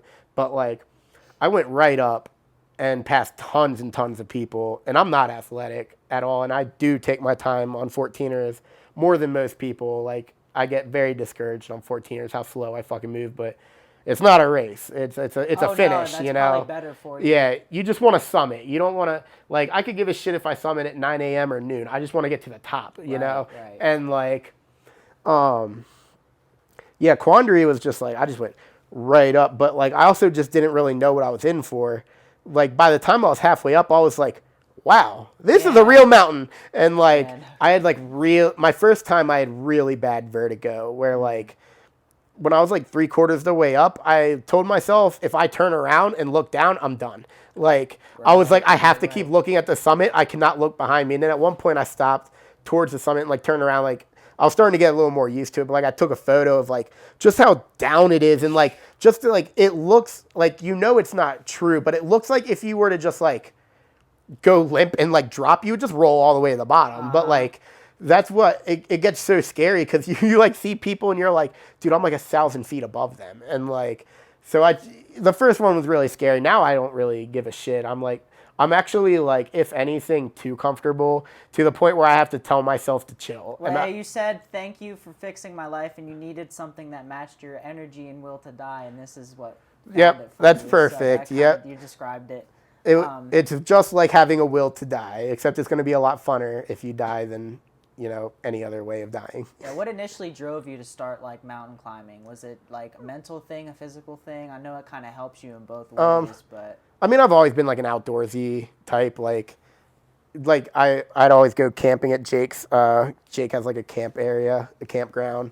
We'd always go camping and stuff every year. And like, but I always liked hiking. Jake doesn't like hiking. Don't take Jake hiking. He will not have fun. But I don't know. We always liked hiking just because it was like a place you could go like smoke a joint and like that's fucking walk walk your dog. Only things you can do in Maryland. Exactly. Outdoors. Yeah, so like we would always go to like Sugarloaf and like Maryland Heights and Harper's Ferry and like so I always loved hiking. Like it wasn't something I did frequently, but like every now and then me and my friends would just be like, oh, let's go on a hike. And then we'd go hiking. We'd be like, dude, that was the most fun we've had all week. Why the fuck don't we do this every week? And then we just never really do, you know. I mean, it's Maryland. It's not like there's tons of hiking, but there is a good amount, a lot compared to a lot of places. But out here, I learned what a 14er was before I moved here when I just started watching like mad videos on Denver trying to learn stuff. Kind of inspire you, like the content and stuff like that? Yeah, like I started looking into it and I was like, man, I want to do that. And then I was like, all right, there's 58 14ers.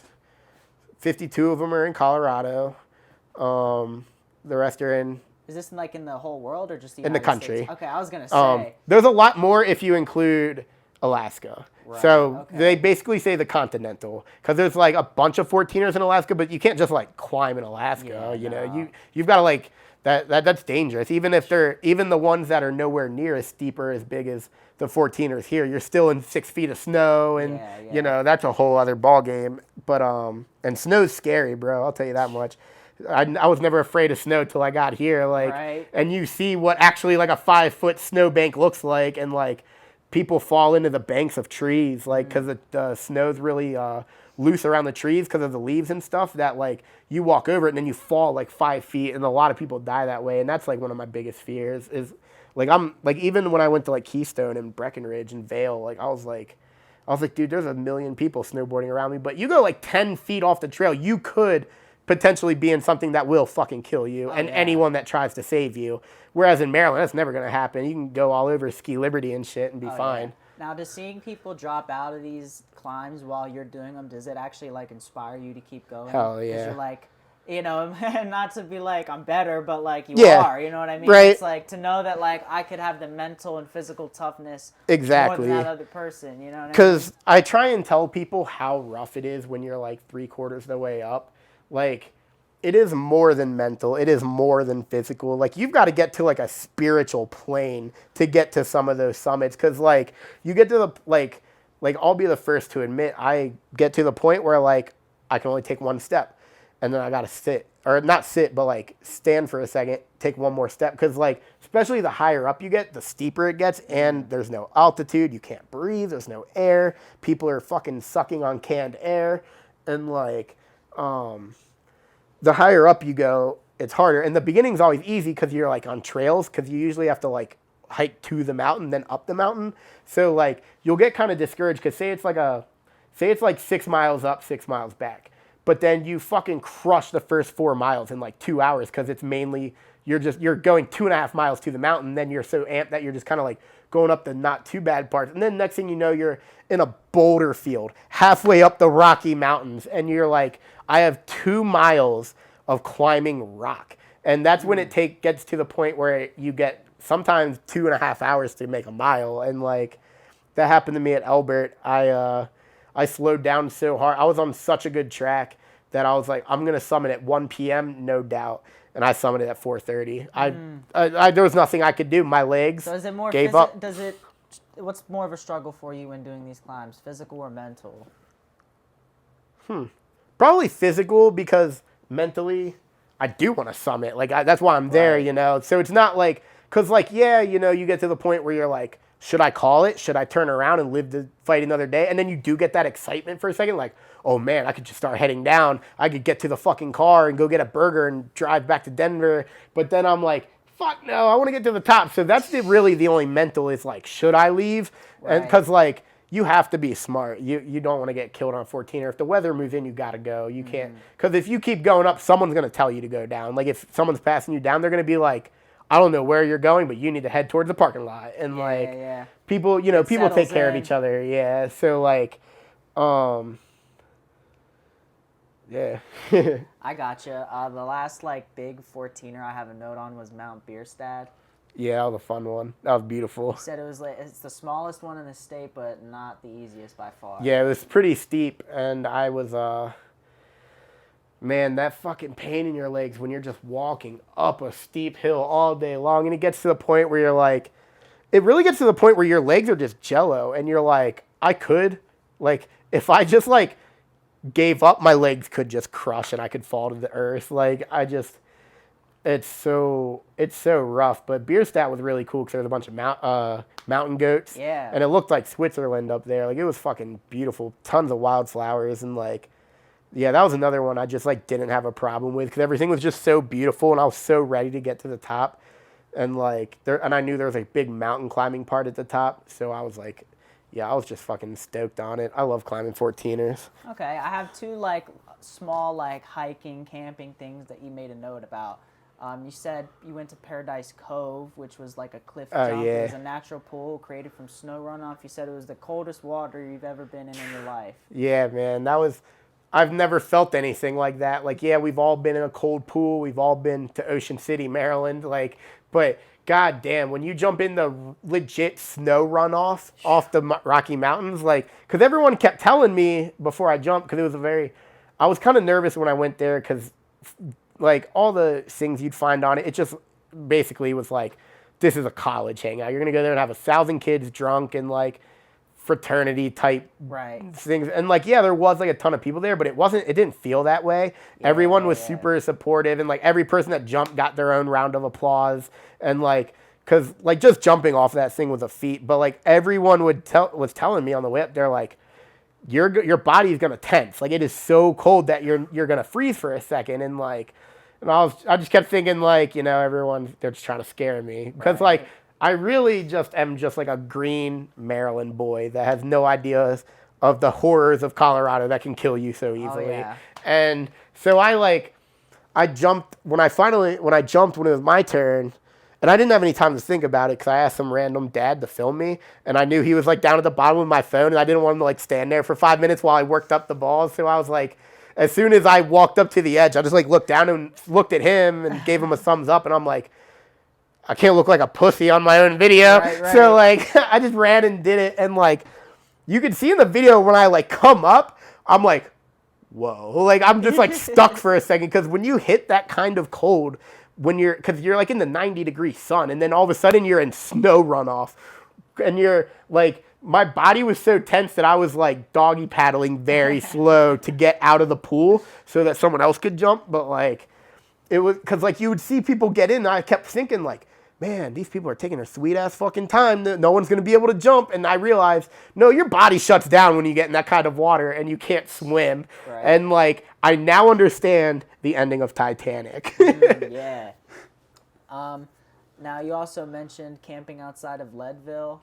Yeah, love it out there. I did some dispersed camping, drove my car to a place where everyone was laughing at me because I was the only car. Like, probably shouldn't have took my car up there. But I drove my car up a mountain like an idiot. And, but it worked out. I got the coolest fucking camping spot ever. And, like, I love that place. I did some kayaking and stuff. Kayaking's hard as shit when you're fat. Like, that shit was rough. It was really hard. Okay, this is the last, like, kind of two-parter question on mountain climbing. Where do you recommend people start, just in general, if they want to work their way up to climbing 14ers, if they really want to be prepared and do it properly? And then how many 14 climbers are you on? How many do you have left to go? I think, I have it written down on my phone, but I think I'm at 13 or 14 maybe out of 58. I would say, like, for a beginner, I mean, just, like, don't even do a 14er, like, straight up. It's not the place to test yourself. Like, I mean, I'm not in shape. I'm not someone that I can't do a mile on a treadmill. There's no fucking way. I just love hiking, and I love being outside, and like, me and my friends grew up playing outside, climbing stuff in the woods, so, like, it feels natural enough to me, but there are people that, like, they're like, oh, everyone in Colorado's got to do a 14er, and then they're like, they get a mile in, and they're like, yo, fuck this, like, this is awful, because it's not fun. I'm not going to lie and be like, oh, yeah, I have a blast the whole way up. No, I hate my life for 3/4 of it. The fun parts are great. You have a great time, and the views are great 100% of the time. The mentality of just feeling good after doing it is unstoppable. It's like, it's got to be like doing an ounce of cocaine at one time, like getting on top of one of those mountains. You feel like you can do anything. Guaranteed. And like, just seeing it sometimes, like seeing other people do it, yeah, makes you think like, man, if I could do that, right? You know? And like, yeah, so I mean, there's definitely smaller mountains with crazy views and stuff, but like, if you're in Maryland and you want to do a 14er, I mean, there's nothing you can really do to prepare other than like walk on a treadmill with high incline, because like those mountains don't have anything to do with the mountains out here. They're nowhere near as steep. You're never above tree line in Maryland, where out here, once you're above about 10,000 feet, trees don't grow anymore. So you're just like in the exposed sun and the elements the entire time, which makes it also a lot worse. And like, if you're not from here and you're not used to the air, I mean, you're just if you fly in and then go up there, which people do all the time and they do it just fine. But like, for some people, you get really sick doing that. Like, that's a lot of altitude to gain. And so yeah, I'd say if you like want to do it, I mean, you should, and you can go for it. You can go for it, because like Quandary is just straight up. Like, it requires no skill. As long as you can walk, you can do it. I mean, granted, you have to walk up a very steep fucking hill, but I mean, it's still a class 1. There's no climbing. Your hands will never touch the ground. Your knees will never touch the ground. You'll never have to hoist yourself. Right. You just walk. There's hill, and then there's like steps of rock, and there's hill. So like, I mean, anyone could do it. Whether or not you make it to the top is questionable, but like, you don't have to make it to the top to have a good time and feel like you still did something.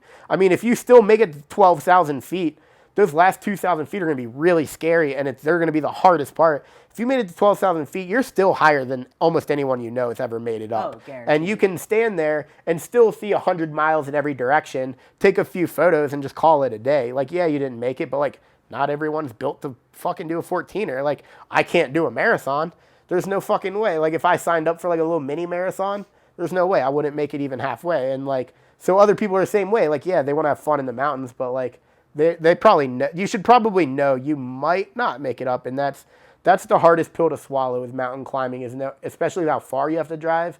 Nothing's worse than driving 7 hours somewhere at 2 in the morning and thinking like, man, I might get there and 3 hours into it, I might have to fucking call it. Yeah, like, right. but I mean, that's just what we do. And at first it sucks, but the more stories you read on Reddit of people like, yeah, I had to make the call today, or like, you start to realize like people don't really care as much. They're like, yeah, drove out 5 hours, but only made it 2 miles, and then there was a blizzard. What? I'm not gonna die. Yeah. Like or like I made it 2 miles up, my fucking ankle cracked. Like I once almost turned around because I had such bad or no, not turned around, but once I bailed on going, I woke up at like 3 in the morning, started getting ready, and I just like unbearable shoulder pain, and I'm like, I'm not carrying a 50-pound book bag up fucking 6 miles of mountain. I was like, I will go right back to bed, and I'll go to bed early tomorrow and wake up the next day and do it. Like, there's no shame in turning back. And that's like my Instagram post with a Shivano where I got turned around. Like, Yeah. it took a lot for me to admit defeat to everyone, you know, because I had to put it up and be like,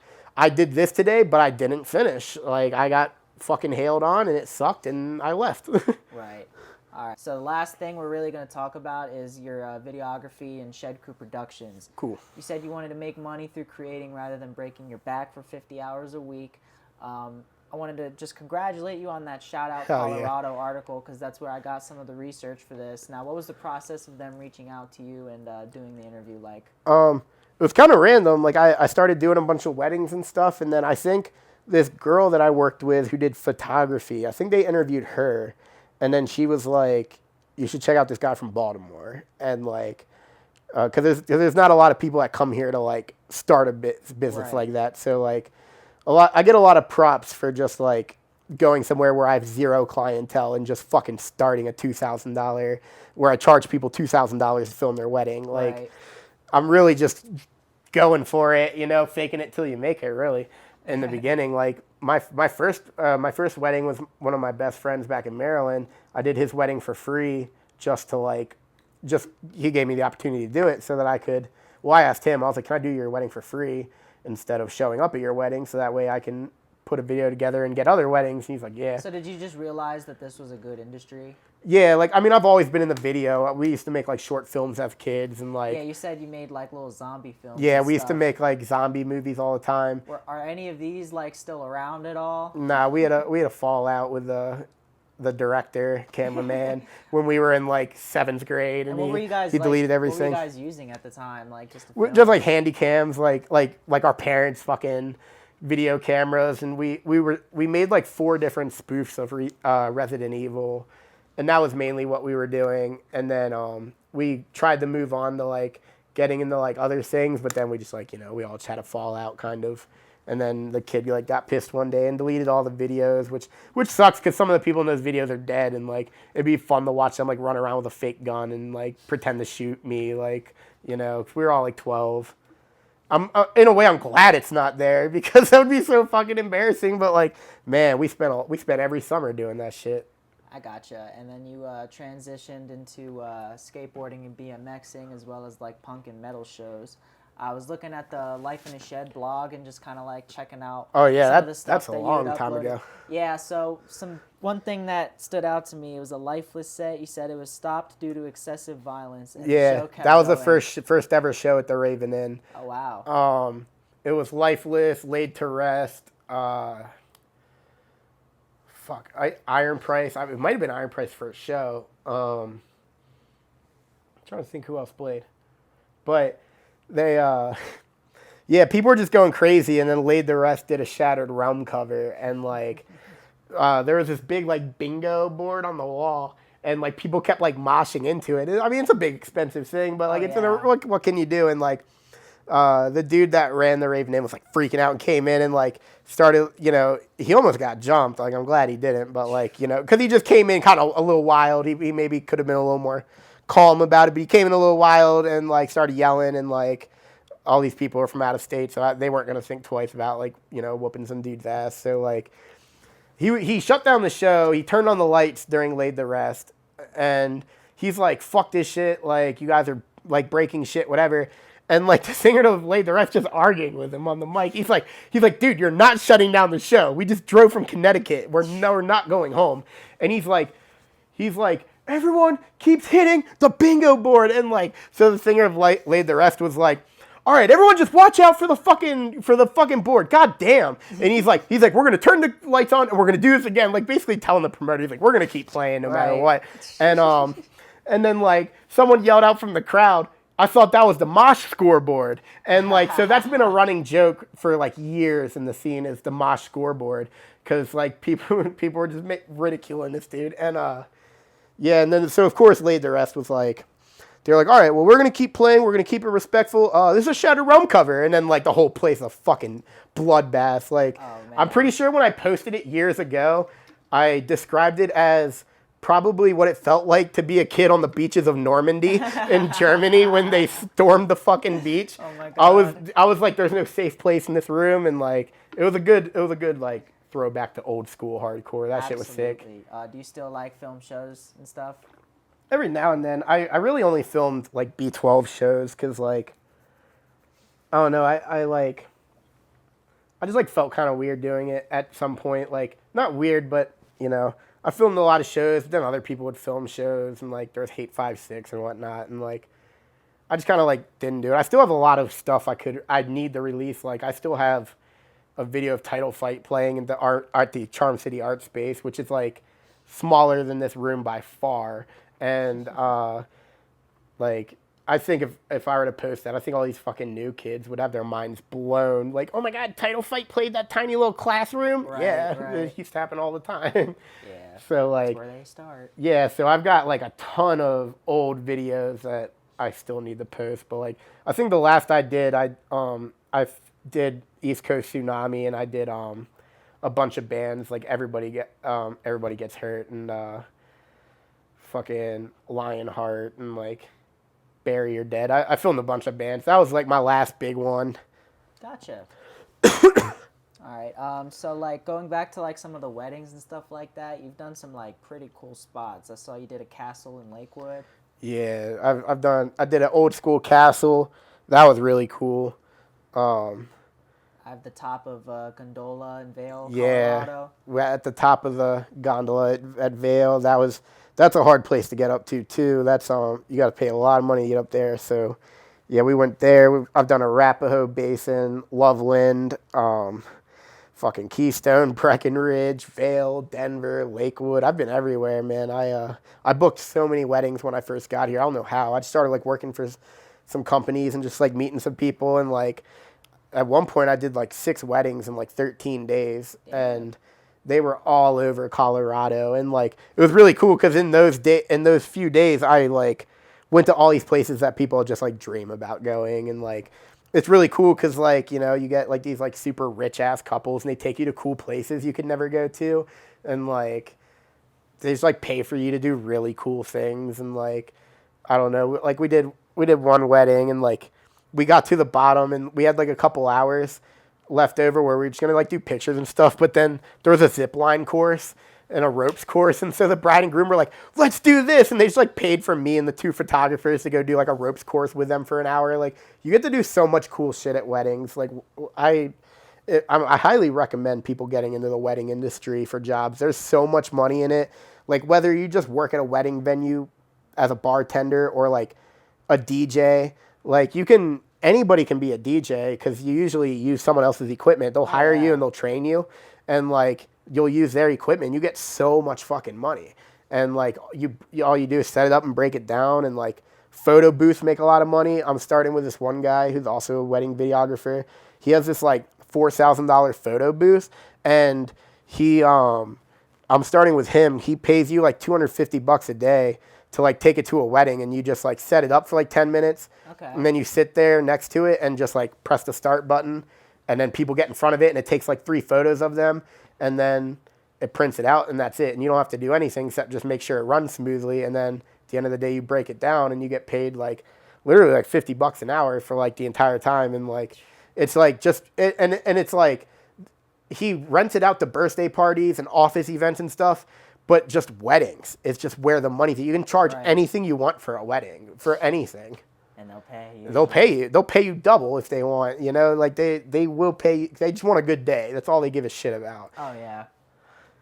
All right, so these are some of the like little things that I found that you did like filming and stuff for.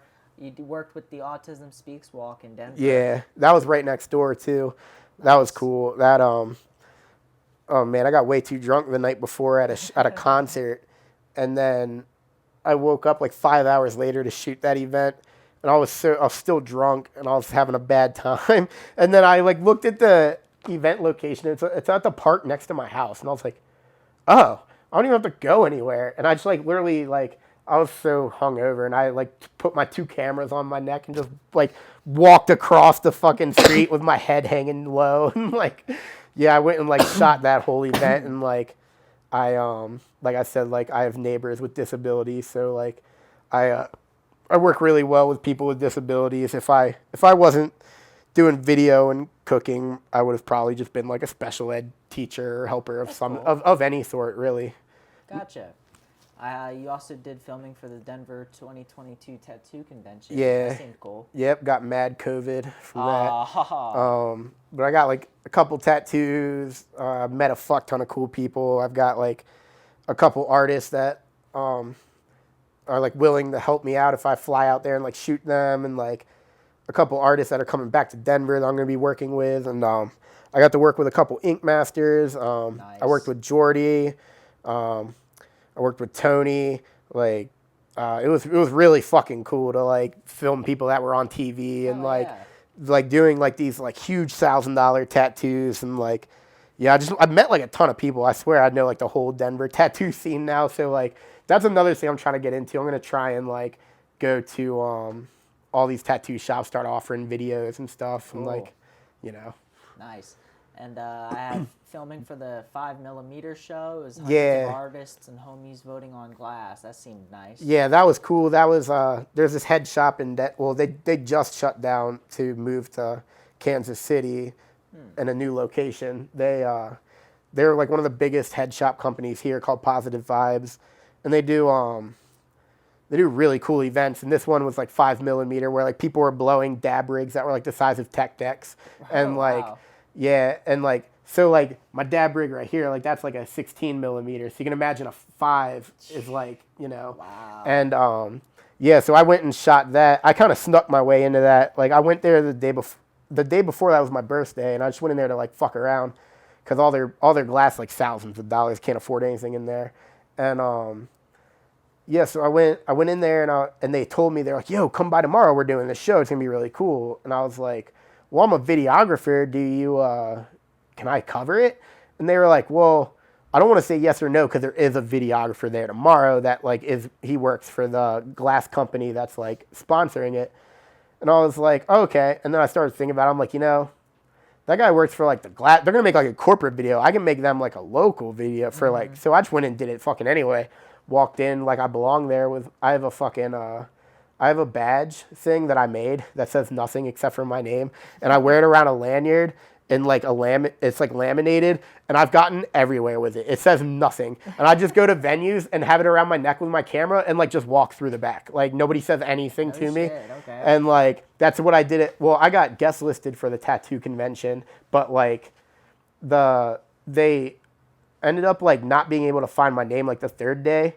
And they were like, yeah, hold on, we're just going to like go ask for someone or whatever. And like, I was like, I have a pass, like I have a pass that I made on my computer. And I just like walked in, like nobody cares if anything. And that's pretty much what I did at the glass show. I just walked around with my thing, and I'd be like getting videos, and like if someone looked at me, I'd like flash them my little lanyard that says nothing, and I'd be like, I'm getting a video. And they were like, oh, okay, cool. And like I'm getting like all these free dabs and shit. I'm just like, dude, you just gotta fake it till you make it all the time. Guaranteed. I did the same thing with a tattoo convention. Like they told me I could go cover the event, but it wasn't anything like legit. But then everyone that I talked to, I was like, yeah, I'm here shooting for Villain Arts, because I am technically, and like I'm just gonna, and like I want to walk around and get behind your fucking thing, like your chair, and get footage from back here, and I'm not gonna be able to do that as like a normal person walking through the convention. So I have my fake lanyard, and I walk behind people like I belong there. I'm like, hey, what's up, dude? And just start like filming them, and like they don't even think about it. They're like, yo, some random kid's like up in my fucking square, like. Yeah, you just gotta fake it till you make it, 100%. Yeah, and you're starting to get into filmmaking, which you said is good. Yeah. You start displaying your style. You said you have a very distinct style, and like your videography has a raw edge to it. How else would you describe your style? Um, so like I'm just obsessed with like obscure film. I fucking love David Lynch and David Cronenberg, and like I love how there's such an edge to their stuff where you're watching it and it's so surreal. And that was kind of like how I felt about my video. Like it kind of comes from like I don't even know if it was a compliment, but I was talking to a bride a couple weeks ago, a potential bride that I'm shooting their wedding next week actually, and she had looked through my videos and she I don't know why she like used this term, but she was like, yeah, we thought since our wedding was like a little unorthodox, we were like, she was like, we thought your videos looked a little unorthodox, and we thought like you have a good style, and I was just like, what does that mean though? Like, are you saying my videos aren't like? Because I do try and make them stand out, and like, so I do add very filmy stuff. Like my most recent one from Vale. Oh man, they fucking hated it. I was pissed, dude. It's the first time I've ever had someone ask me to re-edit, but it's only one part. They just want me to take it out. And so it's the beginning. This bride and groom, they're really obsessed with dancing, and they practiced their first dance to like an iPhone playing Frank Sinatra in this room, and I filmed it because I just got there. It's before the wedding. They're dressed up, like halfway dressed up, and they did this dance. And it's just Frank Sinatra, and I started thinking, like, what if I, like, took all the sound out of that video, use sound effects to make it sound like they're in an empty room practicing their dance, and, like, make it really artsy? I was thinking, like, Suspiria, and, like, it was like a real, like, Lucio Fulci move, really. And so I took this clip of them doing the dance and I split it into like 5 different clips so it's different.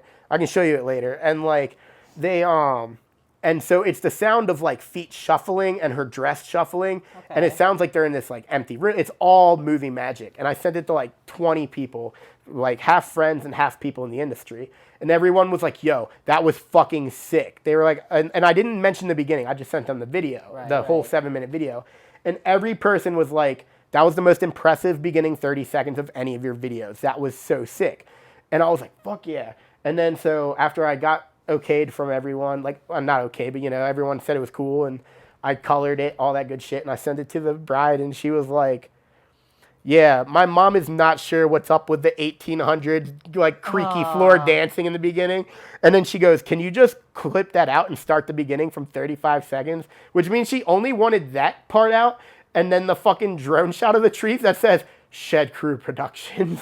So she wanted me to take my name out of the video. And I was like, maybe I'm a piece of shit, but I didn't even respond. I'm like, first off, it took me 3 hours to edit that 30 seconds, and everyone loved it. And it's making my videos stand out. I need a brand, And if I think that's what makes my videos stand out, that's what makes stand out. And I was also like, second off, you blamed your mom. I don't know if you're using that as like a scapegoat. But if you aren't, then like I don't give a fuck what your mom thinks about your wedding video. It's your wedding. And like, third, like, you want me to take my name out of the video? Like you can't. You want to get rid of Shed Crew Productions shot by Kasey Gates? Like you that really bothers you for me to like I'm like I don't know. I just thought that was extremely rude, and I was like I just like wasn't even interested in hearing anything she had to say after that. I was like, here's your fucking video that I did for half price because some other company fucked you. I could have said no. So I was like, there you go. I mean, I'm great with all my brides and grooms, but like that just like, it hurt my feelings, It'd be one thing, like, yeah, people ask for something to be out of the video. That's totally fine. Like sometimes they're like, hey, you got this really good shot of like this guy dancing next to me, but like that's actually like my uncle. I just like really fucking don't like him, and like he was kind of trying to get in the lens. Do you think you can get rid of him because our family doesn't like him? Like, I get that a lot, and I'm like, yeah, sure, but like it sucked to hear someone be like, yeah, I didn't like that whole sequence. Like, like I can always take a clip out, but like, man, making a whole 30-second sequence from scratch, like, I was pissed, dude. I like went across the street to get room tone from the lobby across the street. Like, I did too much for them people. I gotcha. And you have a post on IG where you're in the process of making a movie. It says making movies. Are you able to give some more details on that project? So that day I was helping this guy make a movie about it's about like a guy. It's kind of like a dark romantic comedy. Well, I guess dark comedy is not romantic at all, but like it's like about a guy who's dating a girl, and the girl says she's pregnant, but then she's not. She's just trying to see like what his reaction would be. And like it's like a 5 minute short, and yeah, we worked on that for a whole day on set, and that was fucking sick. And then I have a couple of things that I'm writing up, and I'm trying to get a screenplay done in the next month or so, and then I'm gonna try and cast it out and make a fucking film. Cool, bro. And then this is my last question in total. So just talking about like camera and filming equipment, what do you recommend for someone who wants to get into filming or taking pictures on a more professional scale, and what are you currently using? I'm shooting on a Canon 80D, and I have a Nikon D5500, I believe. That's my backup camera. I don't really like it though. I'm gonna get a new one soon. I'd say dude, fucking jump into it. Like, you gotta find stuff for free to do. Like, filming bands, that's like a lot, like, cause you can learn how to shoot a wedding, but if you don't know how to shoot a video, you're gonna suck. Right. Like, me, I didn't know how to shoot a wedding, but I know how to shoot because I've always been working with cameras. I've shot hundreds of bands, hundreds of professional skateboarders, like so many things. So like all I had to do was tone it back and learn what to shoot, you know? I'm not flying around on my skateboard shooting down low anymore. I've got a tripod and a monopod, and I got to take my time and make it look nice, and that's pretty much it. And like a lot of the hardest part is learning how to shoot. If you know how to shoot, you're fine. Like, it's so hard to teach someone how to shoot. I can take someone that's never shot a camera. I can teach you how to shoot a wedding video. I can't teach you how to get good shots. You either have it or you don't. It's all composition, and like that's something I have. So I've been good with that. But yeah, I would say like, dude, if you want to get in the video, just get in the video. Spend $1,000 on a really nice camera. Do you have any like recommendations for equipment? Get a Canon 80D. That's what I got. I like it. It's perfect in the beginner of everything. It doesn't shoot 4K, but it shoots movie quality 1080p. Right. Like, my videos could be played on a TV show, and you would never know that it was a YouTube video. It looks like a movie. Fucking go shoot. Like, that was the biggest thing, is like, find people that want shit for free and shoot it, and then send it to people. I see a lot of people work doing for that free on the internet. They'll just go to people, hey, could I film you driving? Shit right. Like that. Yeah, you just gotta work for free. I did the tattoo convention for free. I did the 5mm show for free. Like, and since I did that for free, I can put on my resume I've worked with Ink Masters. Right. The fucking two people from Ink Masters season 8 follow me on Instagram. Nice. Like, There you you go. know, and then like the 5mm show, I just met a bunch of people that blow $5,000 rigs. That's definitely a good connection to have. Guaranteed. And like, you know, so yeah, dude, just my biggest thing, dude, like, fuck school and shit. Just like get your education on like YouTube and shit. Like, watch mad videos. Listen to people that know what they're talking about. Find someone to shoot for free. Make a Craigslist post. Be like, yo, I got a camera. I want to shoot weddings. I'll do it for free. Someone help me. Like, you'll get it. Get your name out there. Yeah, like, just fucking tell the people straight up, like, look, I'm new to this. You might not get the best video ever, but you're going to get it for free, and you're not paying $2,000. And like, that was me and my friend. I'm like, look, there could be problems, man. I could miss your first kiss. I could show up with no fucking audio at all. This is my first. I don't know what to expect, but it's free, you know? So like, but everything luckily turned out pretty good for that. I mean, it doesn't look great, but for a first wedding, I think it's pretty fantastic. Nice. Like, but it's a long ways off from what I'm doing now. Like, I've come a long, long way, so. That's good, man. Fuck yeah. Got any final notes or? Shit, man, I think we covered everything. That's good. I think we're good to go. Fuck yeah. Thank you, bro. Hell yeah.